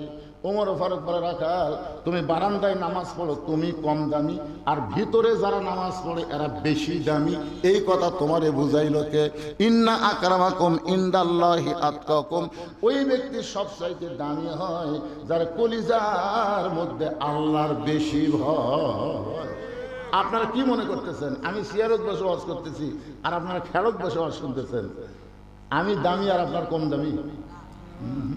হাসরের ময়দানে দেখা যাবে আমার মতন বহু বক্তাকে আল্লাহ তক্তা বানায় জাহান্নাম দিছে, আর আপনাদের মতন বহু শ্রোতাকে আল্লাহ বিনা হিসাবে জান্নাত দিয়ে দিছে। উপরে থাকলে দামি হয় না রে পাগলা। মুদির দোকানে গিয়ে দেখবেন পাথর সাজানোর সময় নিচে যে পাথর থাকে 1 কেজি, দেখছেন আপনারা? তার উপর 500, তার উপর 200, তার উপর 100, তার উপর 50, তার উপর 20। তো দাম বেশি কোনটা, নিচের না উপরটা? আমি হলাম 20 গ্রাম মার্কা, আর আপনারা হলেন 1 কেজি। ওমর ফারুক রাখালকে বলতেছে তুমি বারান্দায় নামাজ পড়ো, তুমি কম দামি, আর ভিতরে যারা নামাজ পড়ে এরা বেশি দামি। এই বুঝাইলো কে? বরং ওমরকে যদি দেখতে চাও তাহলে ফজরের নামাজ তোমাদের সামনে কাতারে আদায় করা লাগবে। রাখাল বলতেছে আজকে এশার নামাজ পড়ে আর আমি বাড়ি যাচ্ছি না। ওমর ফারুক বলে এশা পড়ে বাড়ির যাবে না কেন? বলে এশা পড়ে যদি বাড়ি যাই আর ফজর যদি সামনে কাতারে না পাই, এই জন্য এশা থেকেই আমি ফজর সামনে কাতারে ধরার চেষ্টা করব। ওমর ফারুক বলেন রাখাল তুমি কি জানো 2 ওয়াক্ত নামাজ লম্বা? একটা হলো এশা থেকে ফজর, একটা হলো ফজর থেকে জোহর। বলো তো লম্বা কেন? রাখাল বলতে আমি তো জানি না ভাই। ওমর ফারুক বললেন তাহলে শোনো, ফজর থেকে জোহর আল্লাহ লম্বা সময় দিছে। এই লম্বা সময়ের মধ্যে কাজ কাম করবে, খেতে খামারে কাজ কাম করবে, ব্যবসা বাণিজ্য করবে, চাকরি বাকরি করবে। এগুলো কাজ কাম করতে গিয়ে তোমার দেহের যে ক্ষয় হবে, এশা থেকে ফজর আল্লাহ লম্বা সময় দিছে। এই লম্বা সময় ঘুম পারলে ওই দেহের ক্ষয়টা আল্লাহ ঘুমের মাধ্যমে পুরা করে দিবে। তুমি যে বলতেছ এশা থেকে আমি ফজর সামনে কাতারে ধর্ম, যদি ঘুম ধরে। রাখাল বলতে ঘুম যদি ধরি তাহলে মসজিদের মধ্যে ঘুমিয়ে যাবো। যেই বলছে মসজিদের মধ্যে ঘুমাবো, উমর ফারুকের চেহারা রক্তের মতন লাল হয়ে গেছে। এই বেটাই মসজিদের মধ্যে ঘুম পাড়ার দলিল দে। তুই যে মসজিদে ঘুম পারবো আর ঢোঁস ঢোঁস করে পাত মারবো, এই ঘুম পাড়া কি দলিল থাকা কথা কর না কেন? দলিল থাকা লাগবে না?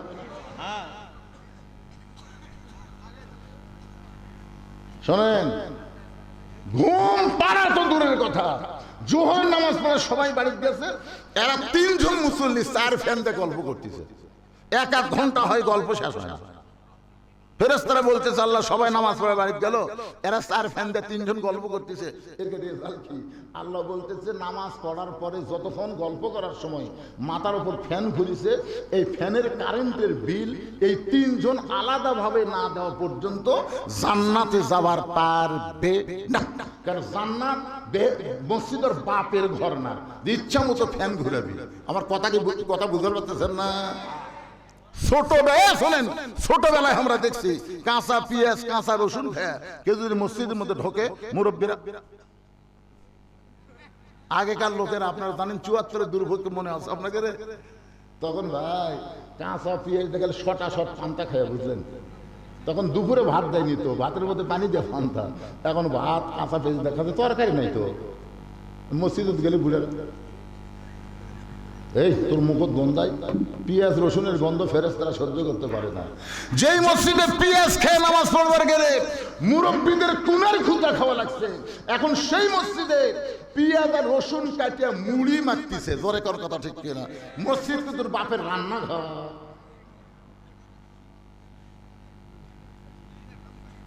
মন খারাপ করতেছেন? মসজিদকে কেন্দ্র করে আজকের এই মাহফিল। একটু মনোযোগ দাও। ওমর ফারুক বললেন রাখাল আজানের গুরুত্ব দিও। 5 ওয়াক্ত নামাজের মধ্যে সবচাইতে গুরুত্বপূর্ণ আজান হলো ফজরের আজান। আপনারা বলেন তো 5 ওয়াক্ত নামাজের সবচাইতে গুরুত্বপূর্ণ আজানের নাম কি? কথা কয় অন্য আজানের চাইতে ফজরে একই শব্দ 2 বার বেশি কয়। কেন যুবকেরা তোমরা শুনবার পাও? কি কয়? তা সালাতু খায়রুম মিনান নাওম করলে তোমরা ল্যাপের মধ্যে থাকো কেন? আসসালাতু খায়রুম মিনান নাওম, ঘুম হইতে নামাজ অতি উত্তম। এতদিন রাখাল নামাজ পড়েছে বারান্দায়, কিন্তু আজকে নামাজ পড়বে সামনে কাতারে। এক দৌড়ে এসে বারান্দাক বলতেছে, বারান্দা খালি একটা দিনের জন্য মন খারাপ করিস না। বারান্দাক বলতেছে খালি একটা দিন, খালি দেখার জন্য যাবো, দেখা হলেই চলে আসুন। কারণ বারান্দার নামাজ পড়ার মজাই আলাদা রে, শেষে এসে আগে যাওয়া যায়। যে শালারা বারান্দার নামাজ পড়ে এরা কিন্তু ভিতরে ঢুকপারই চায় না। হ্যাঁ, আমি বহু যুবককে বলছি কে ভাই অনেক আগে আছে, চলো ভিতরে দেখে। না হুজুর আপনি যান, কারণ ভিতরে গেলেই বিপদ, ঠিক মতো বারান্দায় না। আর বারান্দার কাম কি? শেষে এসে আগে যাও। রাখাল এতদিন বারান্দায় নামাজ পড়েছে, আজকে পড়বে সামনে কাতারে। রাখাল মসজিদের দরজায় এসে ডান পায়ে দোয়া পড়তেছে। মসজিদে ঢোকার একটা নিয়ম আছে না নাই? কি নিয়ম? ডান পা, আওয়ামী লীগ হলে কোন পা, বিএনপি হলে কোন পা, জাতীয় পার্টি কোন পা, তাবলীগ কোন পাও। সব দলগুলো ঢুকে কাতার সোজা করছে, ঘড়ির দিকে তাকায় দেখে আর মাত্র 1 মিনিট টাইম আছে। সবাই বলতেছে রে হুজুর কুটি রে, ইমাম কুটি। তখন একজন বলতেছে হুজুরের বইয়ের অসুখ বাড়ে, হুজুর বউ লিয়া শহীদ যে মেডিকেল কলেজে গেছে। তখন আওয়ামী লীগের সভাপতি বলতেছে তাহলে আমরা তো বিএনপি, আওয়ামী লীগ, জাতীয় পার্টি কাতার সোজা করতে পারি, কিন্তু ইমামতি করবি কে? খুবই চিন্তা পড়ে গেছে, আর সময় নাই, 30 সেকেন্ড টাইম আছে। ইতিমধ্যে দেখে বারান্দাত একজন জামাতের মৌলবি ঘুরতেছে। তখন আওয়ামী লীগের নেতা বলতেছে ভাই বাইরে কেন, ভিতরে আসে, সামনে যান। বাইরে কেন, ভিতরে আসে, সামনে।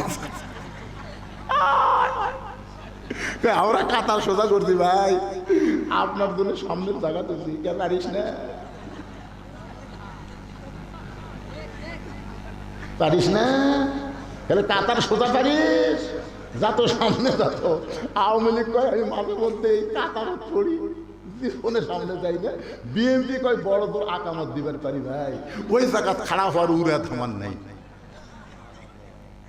তখন বলতে ভাই রে তাহলে আমি যে যুদ্ধ অপরাধী জামাত ভাই, আমাকে তোরা জোর করে সামনে দিচ্ছ, এখন নিয়ত করার সময় কি বলবি? একতে যাই তো বেহাদাল রাজাকার কবু না ইমাম? ইমাম মানে নেতা, দরকার ইমাম মানে কি?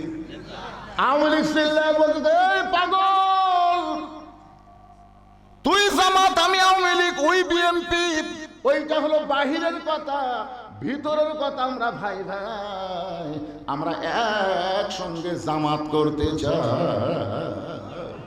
এই জন্য আল্লাহর ঘরের মধ্যে ঢুকতে গেলে কোনো নিয়ম না, নবীর সুন্নাত অনুযায়ী ঢোকা লাগবে। ধরে কম ঠিক কিনা? তাহলে কোন পায়ে?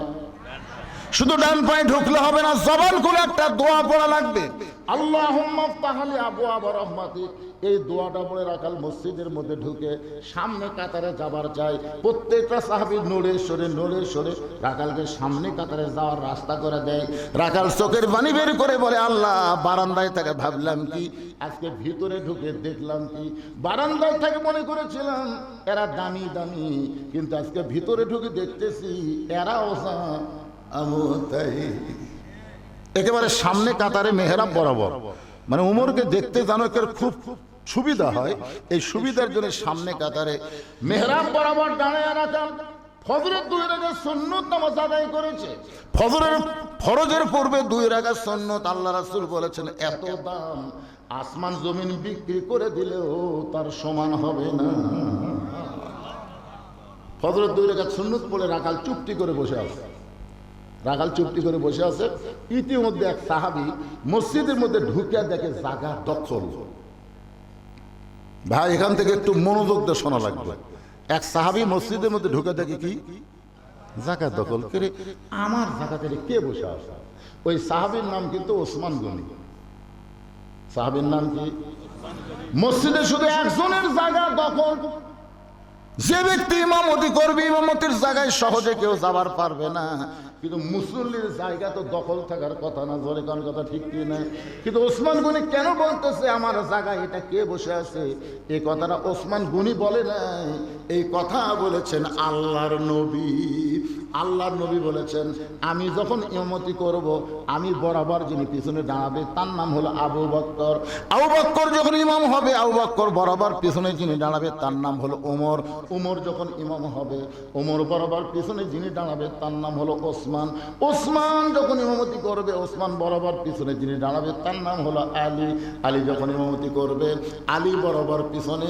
নবী আর কারো নাম বলেন না। সাহাবারা বলে রাসূলুল্লাহ, হযরত আলী যখন ইমামতি করবে, আলী বরাবর পিছনে কে দাঁড়াবে?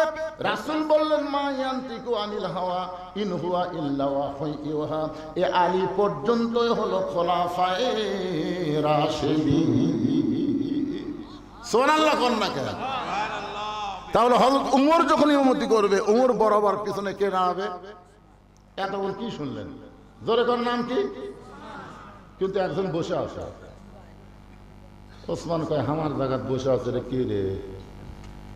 কিন্তু আল্লাহ রাসূল বলেছেন আমার ওসমান হচ্ছে হায়াউন ওসমান। ওসমান হলো সবচাইতে সরম আর নরম। ওসমান গনি চিন্তা করতেছে যে আমার জায়গা যখন বসে আছে দেখি তো ফাঁকা আছে কিনা, যায় দেখে রাখালের ওই পাশে ফাঁকা।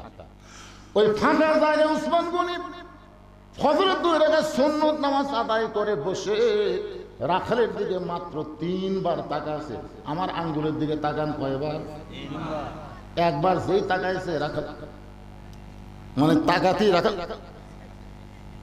আপনার যদি বিশ্বাস না করেন মূর্খ মানুষের দিকে একবার তাকায় দেখবেন। এক ভ্যান আলা আমার গাড়ির সাথে একেবারে ওর আঁকড়া বেঁধে দিবি, বুঝছেন? অটো ভ্যান তো আগে চালাচ্ছিল পাও দিয়ে, এখন এই ব্যাটারি দিয়ে চলা, এর যা মশান হচ্ছে ভাই, বুঝলেন?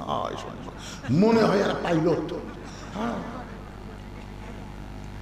এরা বুঝলি না যে একটা গাড়ি আসতেছে, আমার ভ্যান লাগামো, এটা আসতে যাই, রাস্তা বেঁধে যেতে পারে, বুঝলেন? এত জোরে টানতেছে মানে পাইলট তুলে দেবে। আমি ড্রাইভারকে বললাম, রে বাবু যে হারে আসতেছে তুই গাড়ির চাকা মাটি দে। ড্রাইভারকে, না হুজুর আমাকে দামি। এই কিসের দামি পাগলা? না আমি দিতে দিতে ওর আঁকড়ে বেঁধে গেল, আমার গাড়ির বডির সাথে আঁকড়ে বেঁধে গেল। আপনার বলেন তো একটা আঁকড়ে বাজলে ওই আঁকড়ে বাজার দাগ তুলবার গেলে কত টাকা লেগে গেলে? মানে গোটা গাড়ি আবার রং করা লাগবে। তা আমি একটু জানলা খুলে, একটু রাগ করে জানলা খুলে খালি ওর দিকে একবার তাকাছি, ওই ভ্যানালার দিকে। ওই গায়ে হুজুর কি মশান মারতেছে, ফট করে জানলা তুলে দিতে। ওরে বাবা, একবার তাকাতেই যে গরম। মূর্খ মানুষের দিকে তাকাইলি তারা গরম হয়। ওসমান গনি একবার তাকাতেই রাখাল ঝাঁকি খাইছে, যেই 2 বার তাকাইছে চিৎকার দিয়ে উঠছে। যেই মাত্র ওসমান গনি 3 বার তাকাইছে সঙ্গে সঙ্গে রাখাল বলে, এই মিয়া বারবার তাকাও কেন? ওসমান গনি কাঁপতে কাঁপতে দাঁড়ায় বলতেছে, ভাইজান আমি কোনোদিন আপনাকে সামনে কাতারে দেখি নাই, আজকে প্রথম দেখতেছি, এই জন্যই তো বারবার দেখতেছি। ভাই আপনি কে গো, আপনার পরিচয় কি? রাখাল বলতেছে, আমি বারান্দায় নামাজ পড়ি, আমার পরিচয় হলো আমি একজন রাখাল, আমার পরিচয় হলো আমি একজন রাখাল। যেই বলছে আমি একজন রাখাল, ওসমান গনি মুস্কি মুস্কি হাসতেছে। যেই বলছে আমি একজন রাখাল, ওসমান গনি মুস্কি মুস্কি হাসার কারণ কি জানেন? রাখাল যারা হবে এদের ভাষা নরম হলে চলবি। এই জন্য আল্লাহ রাসূল বলেছেন প্রত্যেকটা অভিভাবককে আল্লাহ তাআলা দুনিয়াতে রাখালের দায়িত্ব দিয়ে প্রেরণ করছে। প্রত্যেকটা অভিভাবকের উপরে আল্লাহ রাখালের দায়িত্ব দিয়েছে। ধরে কোন কিসের দায়িত্ব? এখন হয়তো আপনি চিন্তা করেন, হুজুর আমার তো গরু ছাগল নাই, তাহলে আমি কিসের রাখালি করি? আপনি চোখ বন্ধ করে দেখেন আছে, খালি চোখ বন্ধ করে দেখেন আছে। আপনার বাড়িতে 50 বছরের একটা গাভী আছে,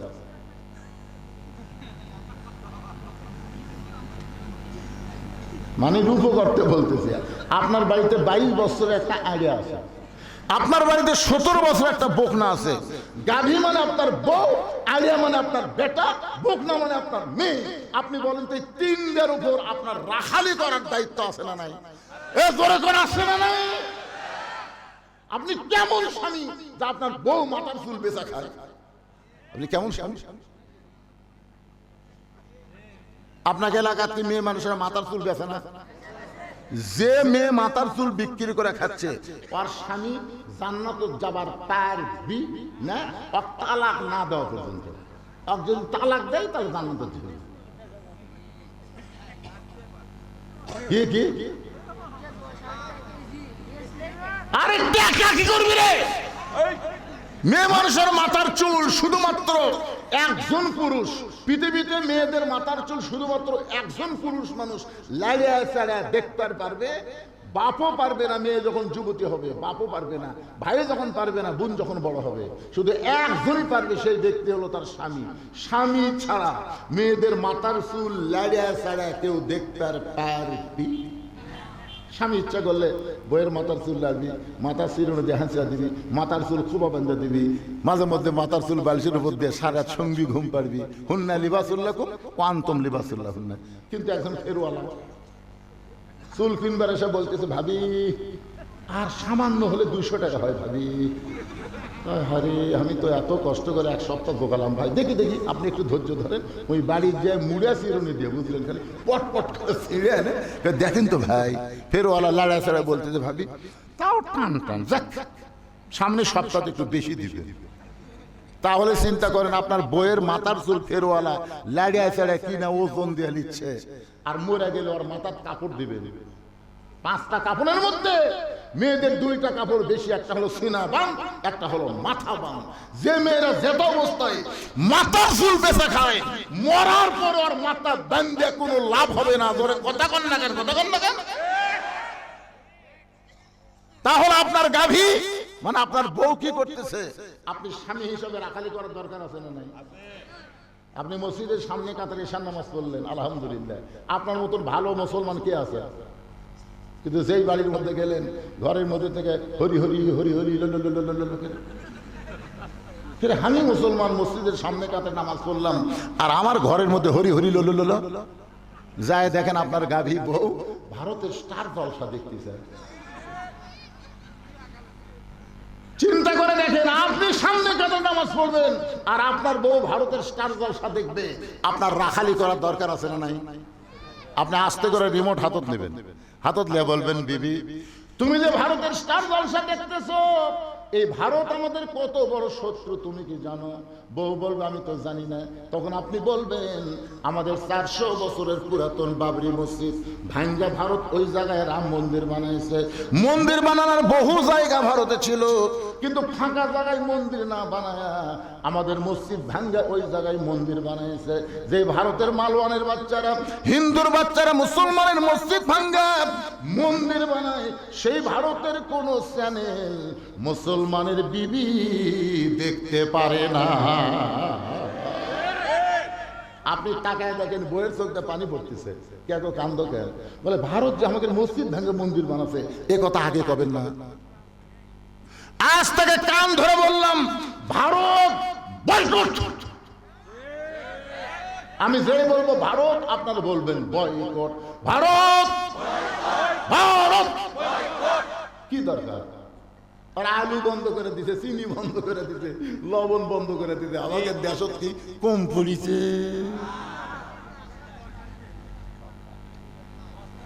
ওমা মিন দাব্বাতিন ফিল আরদি ইল্লা আলাল্লাহি রিজকুহা। এবারে এই মুরব্বি কি করে রে? এই ছেলেরা, এই যে মুরব্বি উঠা যায়, ওই ফাঁকা জায়গা তোরা বসে পারিস না?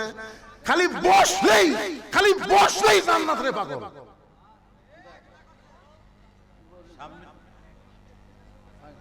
এই যে ময়নারা বসতেছে,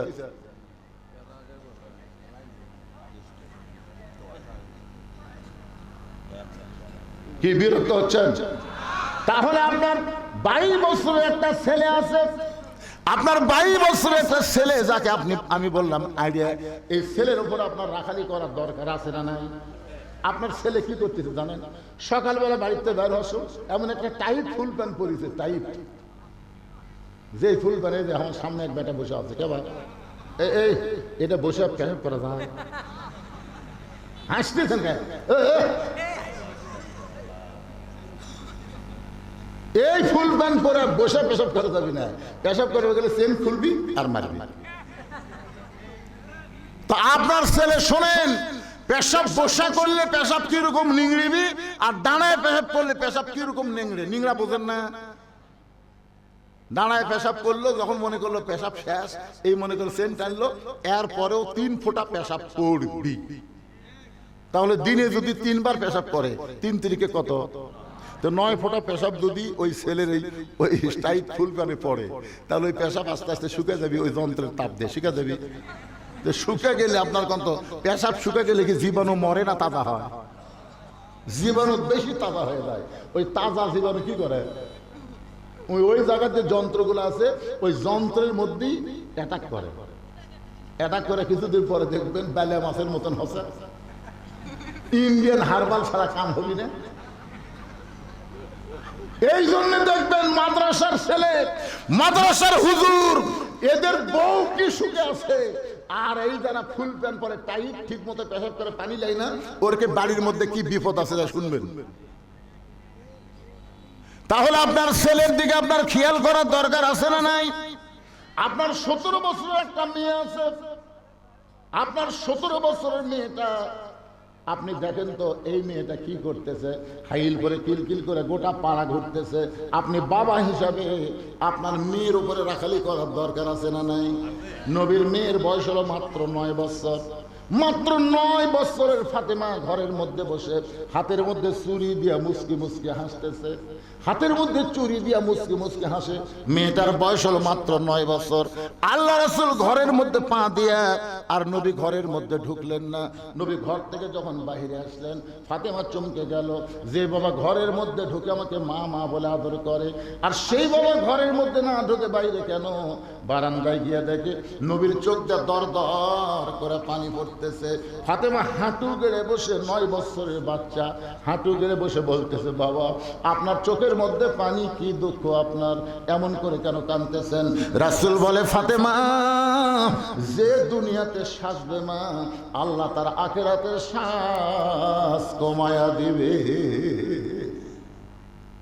বেশি ওয়াজ করা লাগে নাই, এইটুকু কথা বলার সঙ্গে সঙ্গে ফাতেমা হাতের 2টা চুড়ি খুলে মাটির ফাইলা দেয়। নবী দৌড়ে গিয়া চুড়ি 2টা করে জামার পকেটের মধ্যে ঢুকায়। ফাতেমা বলে, বাবা, যেই চুরি হাতে দেওয়ার কারণে আপনি বারান্দায় এসে কানলেন, আমি সেই চুরি ফেলে দিলাম, আপনি কেন কুড়ে পকেটের মধ্যে ঢুকাইলেন? রাসূল বলে, ফাতেমা রে, আয় আয়, তুই আমার কাছে আয়। ও ফাতেমা, তোর কি কখনো মনে হয় তোর বাবা বিশ্ব নবী বলে আল্লাহ তোকে জান্নাত দেবে? তোর বাবা বিশ্ব নবী বলে আল্লাহ তোরে জান্নাত দেবে, এই কথা কি কখনো মনে হয়? ফাতেমা বলতেছে, বাবা, আমার সব সময় মনে হয় আমার বাবা বিশ্ব নবী বলে আল্লাহ আমাকে জান্নাত দেবে। রাসূল বলে, ফাতেমা রে, জান্নাতে যদি যাবার চাও না, তাহলে তোমার বাবা বিশ্ব নবী হওয়ার কারণে জান্নাতে যেতে পারবা না।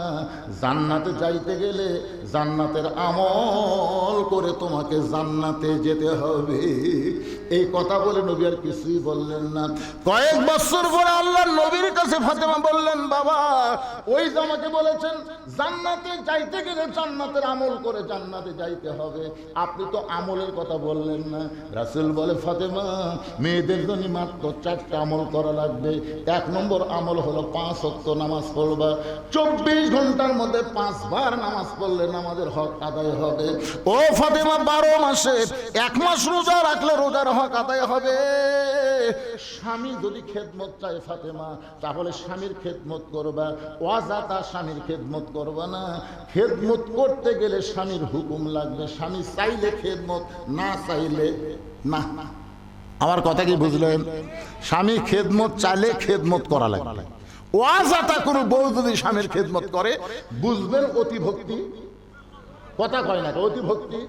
হঠাৎ যদি দেখেন আপনার বউ এসে আপনার ভুরু টিপতেছে, কপাল টিপতেছে, আপনার বাতাস করতেছে, আপনার এটা দিচ্ছে সেটা দিচ্ছে, তাহলে বুঝবেন ওই আজকে একটা অন্যায় ওয়াজ করবে।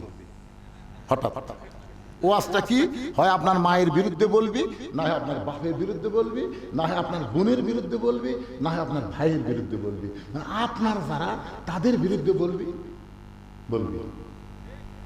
সাপাত খালি লাগতেন জীবনে ওর বাপের বিরুদ্ধে, ওর মায়ের বিরুদ্ধে, ওর ভাইয়ের বিরুদ্ধে কোনোদিন কথা কয়? কথা কন না কেন? কথা কন না কেন? এই যে আমাকে 5 পীর মেলা গেল, 5 পীর মেলা গেল, আমার বউ এসে বলতেছে, এই মেলাত কিন্তু আমার বাপও কোয়া লাগবে, আমার মাও কোয়া লাগবে, আমার ভাইও কোয়া লাগবে, আমার বোনও কোয়া লাগবে, আমার বোনের স্বামী কোয়া লাগবে। আমি লিস্টই করবো, তারপরে বললাম আর কাক কোয়া লাগবে। আচ্ছা, না না, অত তো কারণ আজ থেকে রুটা দেয়। আমার শোকে যে ধরে তো একটা লাঠি আসলে, বুঝছেন, ওই লাঠিটা নিয়ে এসে আমি বললাম আর কাক। আমার আপনার কথা, আপনার গুলোর কথা তখন মনে থাকে না, তোর গুলোর কথা মনে থাকে, আমারটা বললে কি হলো? এই শালীরা এত খারাপ, হাসতেছে।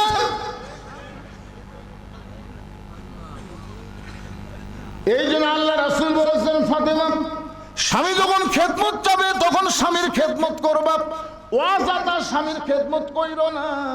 ফাতেমা রে, মেয়েদের জন্য 4 নম্বর আমল হলো সতীত্বের হেফাজত, পর্দা করা। ও ফাতেমা, এটার কোনো ওয়াক্ত নাই, এটা সব সময় ফরজ। আমার মায়েরা যারা পর্দার অন্তর আছেন মা, একটু মনোযোগ দিয়ে শুনবেন। এই পর্দা সম্পর্কে আল্লাহ বলেছেন, অকরনা ফি বুয়ুতিকুন্না ওয়ালা তাবাররাজনা তাবাররুজাল জাহিলিয়াতিল উলা। ওসমান গনি আস্তে করে বলছে, বসে বলছে, তো ভাই কোনোদিন আপনাকে সামনে কাতারে দেখিনি, তো আজকে প্রথম দেখতেছি ভাই, এই জন্য 3 বার দেখছি ভাই রে। রাখাল বলতেছে, আমার এখানে আসার কি ঠেকা? আমাকে তুমি দেখতে প্রতিদিন, আমার এখানে আসার ঠেকা কি? আমি বারান্দার নামাজ পড়ি রে, আমি আজকে সামনে কাতারে আছি খালি দেখার জন্য, দেখা হয়ে গেলে আর আমার ঠেকাও পড়ে।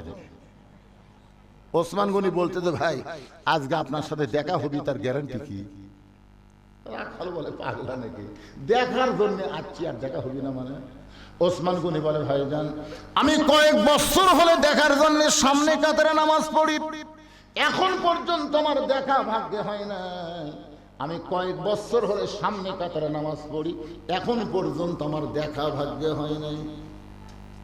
রাখাল বলতেছে, কি করলেন? ওসমান গনি বলতেছে, কয়েক বছর হলে সামনে কাতারে নামাজ পড়ি, এখন পর্যন্ত দেখার ভাগ্য হলো না। রাখাল বলতেছে, চোখের মধ্যে দোষ আছে, দেখে আমার দিকে তাকান। ওসমান গনি যেই মাত্র রাখালের দিকে তাকাইছে, রাখাল আস্তে করে লোক লিয়া যায় চোখের কথা, তো চোখ তো ঠিকই আছে। ওসমান গনি যারে দেখতে চাই তিনি হলেন নামাজের মালিক আল্লাহ। ওসমান গনি যারে দেখতে সামনে কাতারে নামাজ পড়ে তিনি কে? আরো জোরে। রাসূল বলেছেন, আনতা আবুদুল্লাহ কাআন্নাকা তারাহু ফাইন লাম তাকুন তারাহু ফাইন্নাহু ইয়ারাকা। কোন আল্লাহর বান্দা ইবাদতের মধ্যে যদি শামিল হয়, ইবাদতের মালিক আল্লাহকে দেখতে পায়। আল্লাহ যদি দেখা সম্ভব না হয়, আল্লাহ তারে দেখতেছে এই বিশ্বাস তার কলিজার মধ্যে চলে আসে। আর রাখাল দেখতে আইছে কাকে? জোরে বলেন না কাকে? রাখাল বলতে, ভাইজান কোনো চিন্তা করবেন না, কোনো টেনশন করবেন না। ওসমান গনিকে রাখাল বলতেছে, আমার হাত ধরেন। দেখেন মোশন কি, আপনি আমার হাত ধরেন, আমি নিজেও দেখব এবং আপনাকেও দেখায় দেব। রাখাল যেই মাত্র ওসমান গনিকে বলতেছে, ভাইজান কোনো চিন্তা করবেন না, আপনি আমার হাত ধরেন, ডান হাত ধরেন, আমি নিজেও দেখব এবং আপনাকেও দেখায় দেব। এমন সময় আল্লাহর কোরআন সামনে এসে বলতেছে, ইয়া আইয়ুহাল্লাযীনা আমানু তাকুল্লাহা ওয়া কুনু মা'আস সাদিকিন। আল্লাহর কোরআন কি বলতেছে? ইমানদারেরা, আল্লাহর ভয় যদি কলিজার মধ্যে রাখতে চাও, তাহলে সত্যবাদীর তোমরা সাথী হও। সত্যবাদীর সাথী হও মানে সত্যবাদীদের দল করা, সত্যবাদীদের মার্কার মধ্যে ছিল। অকুনু মা সাদিকিনের অর্থ বহুত। যাদের সাথে থাকলে আপনার ভিতরে আল্লাহর ভয় থাকবে, তারা কারা? একটু মনোযোগ দিয়ে শুনবেন। আল্লাহওয়ালা কারা? কোরআনের হক কথা বলে যারা। জোরে কোন কথা কন না কেন ভাই? আল্লাহওয়ালা, আল্লাহওয়ালা কারা? দেওয়ান ভাই আল্লাহওয়ালা। একটু মনোযোগ দিয়ে শুনবেন। ওসমান গনি রাখালের হাতটা চাপা ধরে আছে আর মনে মনে বলতেছে, আল্লাহ নিজের যোগ্যতায় তোমাকে দেখতে পাই নাই, আজকে বহু বছর পর এমন একজন আল্লাহর বান্দা পাইছি যে নিজেও দেখবে এবং আমাকেও দেখায় দেবে। ওসমান গনির মনের মধ্যে কত আশা, আল্লাহ রে আমার এই ভাইয়ের কারণে আজকে তোমাকে আমি দেখতে পাবো। এমন বড় গ্যারান্টি দিছে, সে নিজেও দেখবে এবং আমাকেও দেখায় দেবে। ওসমান গনি মহব্বত করে রাখালের হাতটা ধরে বসে আছে। কিছুক্ষণ পর যখন আকামত শুরু হইল, জামাত যখন শুরু হবে, আকামত শুরু, সঙ্গে সঙ্গে রাখাল ওসমান গনি দাঁড়াইছে। মুয়াজ্জিন যখন আকামত দেয়, এমন সময় হযরত ওমর মেহরাবের মধ্যে ঢুকতেছে। আপনারা হয়তো বলবেন, হযরত ওমর কোন দিক দিয়ে মেহরাবে ঢুকলো? দরজা দিয়ে ঢুকলো না? যখন কোরআন দিয়ে রাষ্ট্র চলবে তখন ইমামকে দরজা দিয়ে ঢোকা লাগবে না, মেহরাব বরাবর ছোট্ট একটা দরজা থাকবে, ওই দরজা দিয়ে ইমাম ঢুকবে। কারণ ইমাম শুধু ইমাম না, ইমাম হলো একজন নেতা। হযরত ওমর যেই মেহরাবের মধ্যে ঢুকছে, ওসমান গনি রাখালের ডান হাতটা ধরে আছে আর মুয়াজ্জিন আকামত দেয়। এমন সময় রাখাল খালি আঙ্গুল তুলে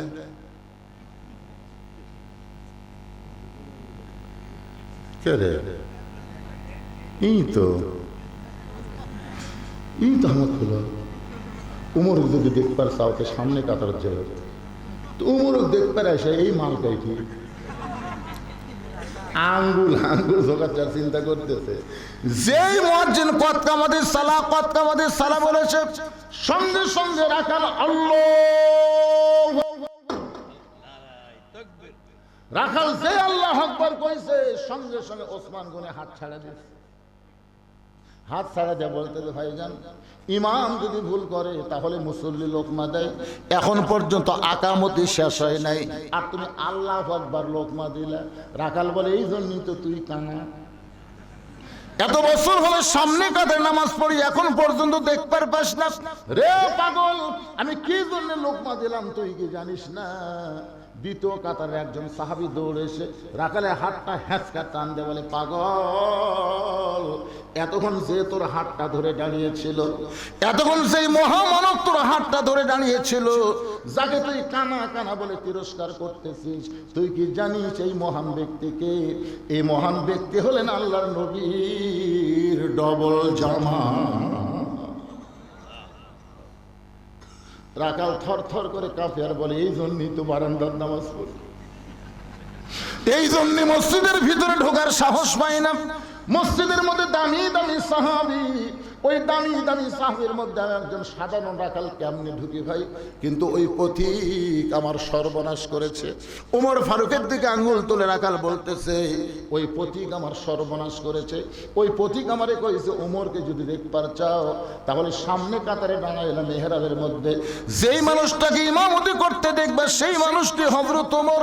আমার সারা জীবনের সাধনা যে ওমর আল্লাহর কোরআন দিয়ে রাষ্ট্র চলায়, আর কোরআন দিয়ে রাষ্ট্র চালানোর কারণে আমি রাখাল না দেখে আল্লাহকে কলিজার মধ্যে জায়গা দিবার পারছি। সেই হযরত ওমরকে খালি একটা বারের জন্য দেখতে চাই, শুধুমাত্র হযরত ওমরকে দেখার জন্য আজকে আমি সামনে কাতারে ভাই। কিন্তু ওমরের জায়গায় যদি ওই প্রতীককেই আমি দেখতে পাই, তাহলে তোমরাই বলো লোকমা দেওয়া ছাড়া তোমার উপায় নাই।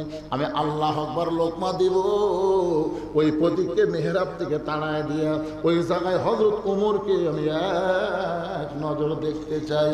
হাজার হাজার সাহাবীরা কান্দে, সমস্ত সাহাবীরা যখন কাঁদতেছে, রাখাল চিল্লায় বলে, আল্লাহ, বারান্দায় নামাজ পড়া ভালো, এই ভিতরে কেন কান্দা কান্দি শুরু হয়ে গেল? ওসমান গনি বলে, রাখাল ভাই, ভিতরে কান্দার কারণ হলো তুমি যারা পথিক পথিক বলতেছো, তিনি হলেন হযরত ওমর। গাছের গোড়া কাটলে গাছটা যেমন পড়ে যায়, রাখাল তেমনি মেহরাবের মধ্যে পড়ে গিয়ে কাটা মুরগির মতন ছটফট করতেছে আর বলতেছে, আমির আল মুমিনিন, আমি আপনাকে তওবা পড়াইছি, আমি আপনাকে মুনাফিক কইছি, আমি আপনাকে ভণ্ড কইছি গো আমির। অদম রাখালকে আপনি কিছুই বলেন নাই। সঙ্গে সঙ্গে হাজার হাজার সাহাবীরা চিল্লায় বলতেছে, কে রে কে রে মেহরাবের মধ্যে কারে তওবা পড়াইছে, কারে মুনাফিক কইছে, কারে ভণ্ড কইছে, কে রে? এমন ভাবে সবাই যখন চিৎকার দেয়, ওমর ফারুক কোরআন থেকে একটা আয়াত তেলাওয়াত করলেন, আতিউল্লাহ ওয়া আতিউর রাসূল ওয়া উলিল আমরি মিনকুম, আল্লাহর আনুগত্য করো, নবীর অনুসরণ করো, আমি যদি তোমাদের আমির হই আমাকে কি তোমরা মানো? সমস্ত সাহাবীরা বলতেছে, 100 বার মানে, 1000 বার মানি। ওমর ফারুক বললেন, তাহলে শোনো, যেই লোকটা আমাকে তওবা পড়ানোর কথা বলতেছে, যেই লোকটা আমাকে মুনাফিকের কথা বলতেছে, যেই লোকটা আমাকে ভণ্ডের কথা বলতেছে, অবশ্যই নামাজের পরে এর বিচার হবে। আর এর বিচার মানুষের আইন দিয়ে হবে না, এর বিচার হবে আল্লাহর কোরআন দিয়া। তোমরা কি আল্লাহর কোরআনের বিচার দেখবার চাও? কারা কারা চান আল্লাহকে একটু হাত দেখান তো দেখি। লিল্লাহে তাকবীর, হাত নামান, হাত নামান। ওমর ফারুক বললেন, তোমরা কি এই রাখালের বিচার আল্লাহর কোরআনে দেখবার চাও? সমস্ত সাহাবীরা দুই হাত তুলে বললেন, 100 বার দেখবার চাই। জোরে কর না সুবহানাল্লাহ। সমস্ত রাখালকে বললেন, তাহলে 5টা মিনিট সময় দেওয়া লাগবে, কারণ নামাজের আকামত যখন শুরু হয়ে গেছে, ফজরের নামাজের আকামত শুরু হয়ে গেলে আগে নামাজ না আগে বিচার? যখন আগে নামাজ লাগে বিশ্বাস। তো এই জন্যে এই ফজরের 2 রাকাত নামাজ পড়াতে যতক্ষণ লাগবে ওমর ফারুক বললেন নামাজ শেষ করেই আমাকে তওবা পড়াছে, আমাকে মুনাফিক কইছে, আমারে ভণ্ড কইছে, এর বিচার হবে আল্লাহর কোরআন দিয়ে।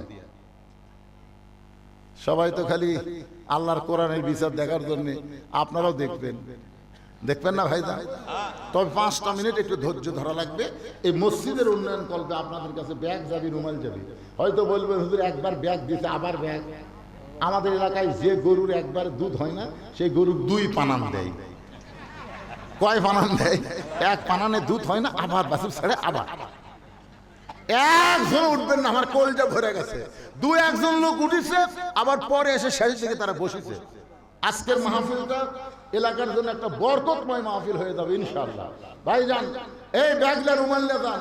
আর মসজিদের জন্য ওযুখানা করতে হবে, সিমেন্ট লাগবে 10 বস্তা, 5 বস্তা, 1 বস্তা করে সিমেন্ট যারা দিবেন এখানে কাগজ কলম আছে লেখায় দিবেন।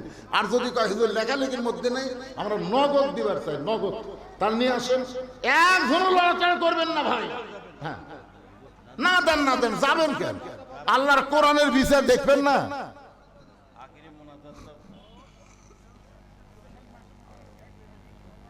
হ্যাঁ, লেন ব্যাগলের দাম সবাই দেন, বাবা বার করেন না কেন? একবার দিচ্ছেন থেকে আরেকবার দেওয়া হবে না। এই মসজিদে 1 বস্তা সিমেন্ট দেওয়ার কোন আল্লাহর বান্দা নাই। এই মসজিদ কমিটির যারা, তারা কোথায়? মসজিদ কমিটির না সবাই দান করছে? কত আছে বাবা? তা আপনি 10,000 টাকা কি বুঝে দিলেন? দেন, হাতটা দেন। ময়না আপনার বাপ মা মারা গেছে, জেল্লা রহমান বাবা মা 2 জনে কবরে চলে গেছে। বাবার রোহের মাগফিরাতের জন্য আল্লাহর ঘর মসজিদে 10,000 টাকা করে বলেন মারহাবা, নগদে 10,000 টাকা দান করেছে। আল্লাহ দানকে কবুল করেন, বাবার কবরকে জান্নাতের টুকরা বানান। আজকের মাহফিলে আপনি কি, আজকের মাহফিলের সম্মানিত সভাপতি সাহেব আনিসা রহমান আনসার সাহেব নগদে 10,000 টাকা আল্লাহর ঘর মসজিদে করলো দান। আল্লাহ দানকে কবুল করে জান্নাতের মালিক বানান। জোরে কর আল্লাহুম্মা আমিন। অসুস্থ আলহাজ দুদুমি অসুস্থ, 4,000 টাকা নগদে করছে দান। আল্লাহ তার দানকে কবুল করেন। আল্লাহ নেক নিয়ত নেকাশা পড়া করেন। আল্লাহ একজন যাচ্ছেন কেন ভাই রে? যাচ্ছেন কেন? কি কথা রে বারে? আপনারা বাড়ি যাওয়ার গ্যারান্টি আছে? যান, বাড়ি যাওয়ার গ্যারান্টি আছে। আজকের মোনাজাত হতে পারে আপনার জীবনের শেষ মোনাজাত। এত সাহস ভালো না ভাই। যান, আল্লাহর কোরআনের একটা বিচার দেখাবার চালান। বহু বিচার দেখলেন, হাসিনার বিচার দেখলেন, ভালো মানুষগুলো জেলখানাত, খারাপ মানুষগুলো জামিন পায়। কি কর বহু দেখলেন না? তা আজকে আল্লাহর কোরআনের বিচারটা একটু দেখেন, এই কোরআনটা কি বিচার করবে? খালি কোরআনেরও আসলে হবে? বাস্তবে আল্লাহর কোরআন দেখার দরকার আছে না নাই? হ্যাঁ, আসেন আসেন আসেন যারা দিবেন। এই আজকের মাহফিলের বহু বিশেষ অতিথি, এগুলো অতিথিগুলোকে আগে আদায় করছে না, করবে না কিন্তু বোঝা যাচ্ছে না।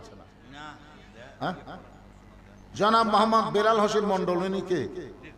সহসভাপতি। আচ্ছা আচ্ছা, কে? আচ্ছা, মাশাআল্লাহ, দাও মুসাফা করে দাও। মাশাআল্লাহ, আমার এক ভাইজান 500 টাকা দান করছে, আল্লাহ কবুল করেন। এটা আবার কে দিল? আর একজন 100 টাকা দান করছে, আল্লাহ কবুল করেন। আল্লাহুম্মা আমিন। জনাব অ্যাডভোকেট সৈয়দ জহুরুল ইসলাম, উনি দিছে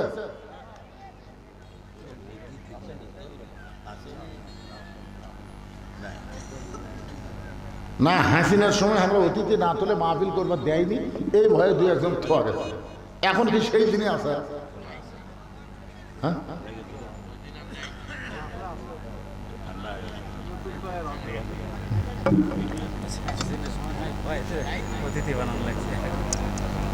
এখন যাদের নাম বিজ্ঞাপন আছে সবাই দেওয়া লাগবে তো।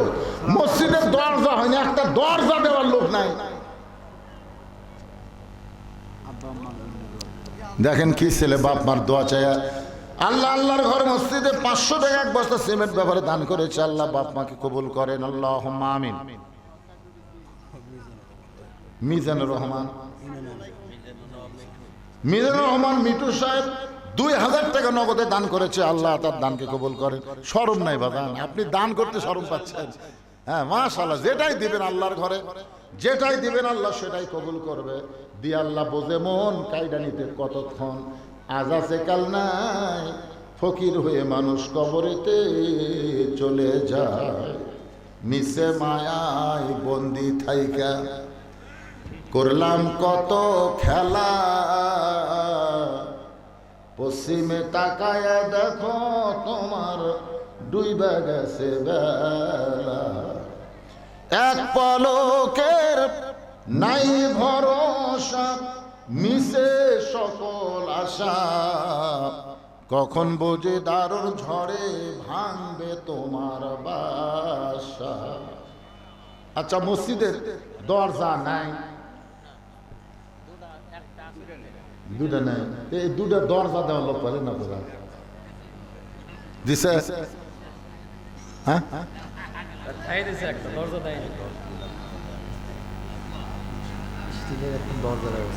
স্টিলের একটা দরজা কত টাকা?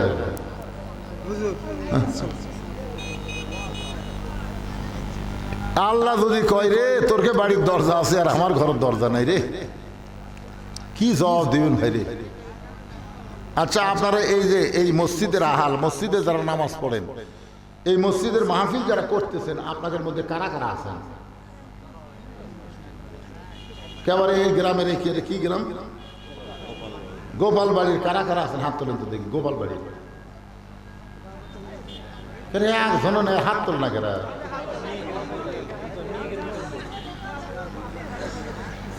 আচ্ছা ঠিক আছে, বাইরের কারা কারা আছেন? গোপাল বাড়ির বাইরের কারা কারা? সব লোক বাইরের, তাই তো হাত তোলে না। কে দিল ময়না? কে দিল? রাকিব নাকি? রকির শাশুড়ি। দেখছেন, রকির শাশুড়ি একজন মা আমার 1000 টাকা নগদ করছে দান। আল্লাহ মায়ের দানকে আল্লাহ আপনি কবুল করেন, আল্লাহুম্মা আমিন। হ্যাঁ, নাম বলতে নিষেধ করেছে, গোপনে 500 টাকা, আল্লাহ দান কবুল করেন। বাঁধন 1 বস্তা সিমেন্ট করলো দান, আল্লাহ বাঁধনের দানকে আল্লাহ আপনি কবুল করেন, আল্লাহুম্মা আমিন। রাসেল 2 বস্তা সিমেন্ট করছে দান, আল্লাহ রাসেলের দানকে আল্লাহ আপনি কবুল করেন, আল্লাহুম্মা আমিন। আচ্ছা, আপনারা কি হালখাতা করছেন নাকি? খাওয়া দাওয়া করে টাকা তুলেছেন? অনেক জায়গায় হালখাতা করে, তো ঘরের মধ্যে কিছু খিলা মাল কামাই করে।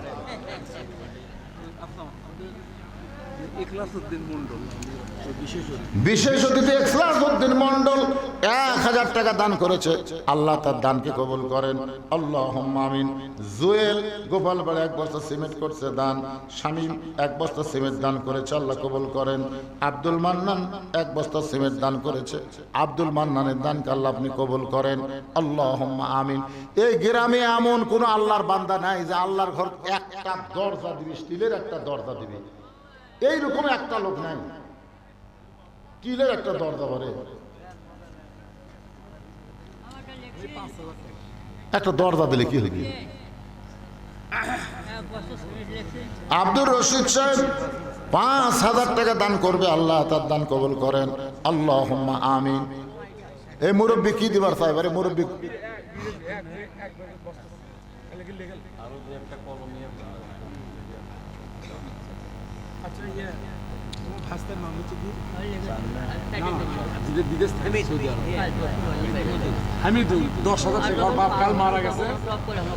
হামিদুল ইসলামের বাবা গতকাল মারা গেছে, ছেলে বিদেশে থাকে, দোয়ার জন্য 10,000 টাকা ধরে বলেন মারহাবা।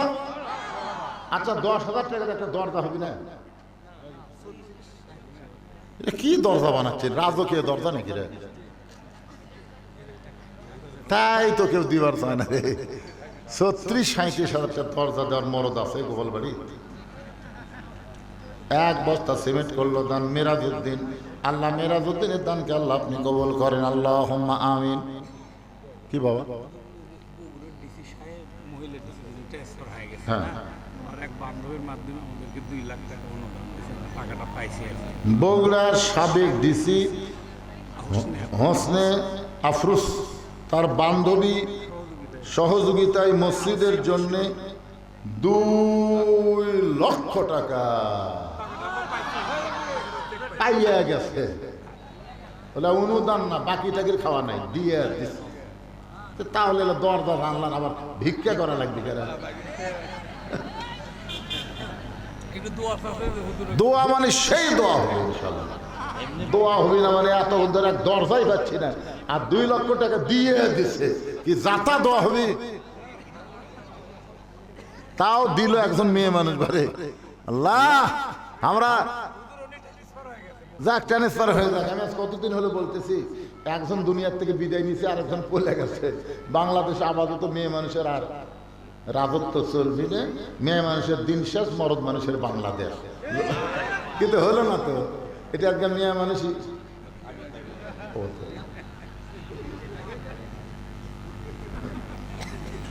আলহামদুলিল্লাহ, অসুবিধা নাই। ফজরের 2 রাকাত নামাজ শেষ, হাজার হাজার সাহাবীরা ওমর ফারুকের দিকে তাকায় আছে। যে রাকাল হযরত ওমরকে তওবা পড়াইছে, যে রাকাল মুনাফিক কইছে, ভণ্ড কইছে, যে ওমর রাস্তাতে গেলে শয়তান 40 দিন যায় না, আর সেই ওমরকে এমন 3টা কথা বলেছে। সেই লোকটা আবার সামনে কাতারে মেহরাবের কাছে নামাজ পড়তেছে। নামাজ শেষ করার পরে সমস্ত সাহাবীরা ওমর ফারুকের দিকে তাকায় আছে। আল্লাহর কোরআনের বিচার, ইন্নাল্লাহা ইয়ামুরুকুম আন তুআদ্দুল আমানাতি ইলা আহলিহা ওয়া ইযা হাকামতুম বাইনান নাস আন তাহকুমু বিল আদল। যেরকম আল্লাহু আকবার। ওমর ফারুক এক টানে, যে রাখাল বসেছিল এক টানে তুলে বুকের সঙ্গে বুক মিলাইয়া রাখালের কপালে একটা চুমা খায়। সমস্ত সাহাবীরা বলে, আমিরুল মুমিনিন, বিচারের নামে আপনি কি করলেন? বুকের সঙ্গে চাপে ধরে তার কপালে চুমা দিয়ে আপনি কি বুঝাইলেন? ওমর ফারুক বলে, সাহাবীরা রে, এই রাখালের এত কথা হজম করার পিছনে একটাই মাত্র কারণ, আমি রাখালকে দেখি নাই, রাখালের ভিতর আমার আল্লাহর কোরআন দেখা যায়। এখন আপনারা বলেন, এই কোরআন কি শোনার জন্য না দেখার জন্য? এ কথা কন না কেন? শোনার জন্য না দেখার জন্য? শুনেছে আবু জেহেল আর দেখাইছে আবু বক্কর। আমরা আবু জেহেলের দলে থাকবো না আবু বক্করের দলে থাকবো? আবু বক্করের দলে যদি থাকতে চাই, সব দেখা হলো শেষ, আগামীতে দেখবো আল্লাহর কোরআনের বাংলা। নিয়ত করতে অসুবিধা আছে? নিয়ত করেন তো, দেখা যাক কি হয়। সাবেক চেয়ারম্যান আজকের অতিথি লগত না বাকি চেয়ারম্যান মেম্বার দিবি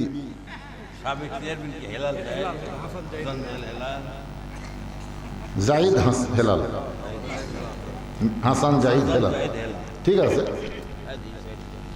মাশাআল্লাহ। দেয় তো ভালো, আলহামদুলিল্লাহ। এটা কি বাবা? 1 বস্তা সিমেন্ট। সবাই দিবেন, সবাই দিবেন। রাত হয়ে গেছে, ফজরের নামাজ জামাতে আদায় করা লাগবে। ইস্তিগফার পড়েন, আস্তাগফিরুল্লাহ রব্বি মিন কুল্লি জামবি ওয়া আতুবু ইলাইহি, আস্তাগফিরুল্লাহ রব্বি মিন কুল্লি জামবি ওয়া আতুবু ইলাইহি, লা হাওলা ওয়ালা কুওয়াতা ইল্লা বিল্লাহিল আলিয়্যিল আযীম। আল্লাহুম্মা সাল্লি আলা মুহাম্মাদ, আল্লাহুম্মা বারিক আলা মুহাম্মাদ। আল্লাহুম্মা আমিন। আল্লাহুম্মা আনতাস সালাম ওয়া মিনকাস সালাম, তাবারাকতা ইয়া যাল জালালি ওয়াল ইকরাম। আল্লাহ, তোমার বান্দা বান্দিরা নামের বাড়ি ঘুমকে বাদ দিয়ে ল্যাপ তোষকের মোহাব্বত কলিজা থেকে বের করে এত রাত পর্যন্ত কোরআন হাদিস আলোচনা শোনার শেষে আমি গুনাহগারের সঙ্গে রহমতের দরজায় ফকির হয়ে দোকানা হাত তুলেছে। মেহেরবানি করে আজকের মাহফিল আমাদের সকলের হেদায়েতের জন্য, নাজাতের জন্য, জান্নাতের জন্য কবুল করে নাও। এই মাহফিলের শুরু থেকে শেষ পর্যন্ত যত আলোচনা হয়েছে, এর মধ্যে যদি ত্রুটি হয়, ভুল হয়, মাফ করে দাও। এর যা হাদিয়া মঞ্জুর করো, সোনার মদিনায় নবী পাকের রওজা মুবারকে আল্লাহ কবুল করে নাও।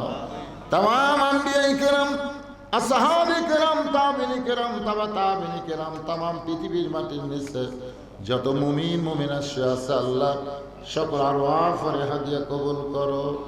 আমরা যারা হাত তুলেছি আমাদের জনম দুঃখনী মা বাবা যাদের কবরে চলে গেছে আল্লাহ মেহেরবানি করে মা বাবার কবরকে জান্নাতের টুকরা কবুল করো। আমাদের দাদা দাদি নানা নানি আত্মীয় স্বজন শ্বশুর শাশুড়ি যাদের কবরে গেছে আল্লাহ কবরবাসীদের মাফ করে দাও। আল্লাহ গোপাল বাড়ির মসজিদকে কিয়ামত পর্যন্ত কবুল করে নাও। এই মসজিদের জায়গা দিয়ে টাকা পয়সা দিয়ে মসজিদকে সুন্দর করার জন্য যারা সর্বাত্মক চেষ্টা করতেছে আল্লাহ মসজিদকে ওসিলা করে তাদের সকলকেই জান্নাতি কবুল করে নাও। মসজিদ কমিটির সম্মানিত সভাপতি সহসভাপতি সেক্রেটারি ক্যাশিয়ার মসজিদের খতিব ইমাম মুয়াজ্জিন মুসল্লি সকলকে আল্লাহ তুমি কবুল করে নাও। আজকের মাহফিলের সম্মানিত সভাপতিকে আল্লাহ তুমি কবুল করো, সহসভাপতিদের কবুল করো, প্রধান অতিথি কবুল করো, বিশেষ অতিথিদের আল্লাহ তুমি কবুল করো, আলেম ওলামাদের কবুল করো, হাফেজকারীদের কবুল করো, হাজি সাহেবদের কবুল করো, মুরব্বীদের কবুল করো, যুবকদের কবুল করো, কচি কাঁচা বাচ্চাদের কবুল করো। আমার মা বোনেরা পর্দার অন্তরালে বসে আবেদা সালিহা ফাতেমার চরিত্র তাদেরকে দান করে দাও। আমি অসুস্থ, আমার মতো অসুস্থ অবস্থায় যারা হাত তুলেছে সবাইকে আল্লাহ সুস্থতার নিয়ামত দান করে দাও। কে কোন নিয়ত করে হাত তুলেছে আল্লাহ সকলের নেক নিয়ত নেগাসাকে তুমি কবুল করো। যেদিন আমাদের মৃত্যু হবে দিনটা যেন জুমার দিন হয়, মাসটা যেন রমজান মাস হয়, ইমানের সাথে ইজ্জতের সাথে এই দুনিয়া থেকে বিদায় নেওয়ার কালে আমাদের সকলের জবানে তুমি জারি করে দিও লা ইলাহা ইল্লাল্লাহু মুহাম্মাদুর রাসূলুল্লাহ সাল্লাল্লাহু আলাইহি সাল্লাম। আসসালামু আলাইকুম ওয়া রাহমাতুল্লাহি ওয়া বারাকাতুহু।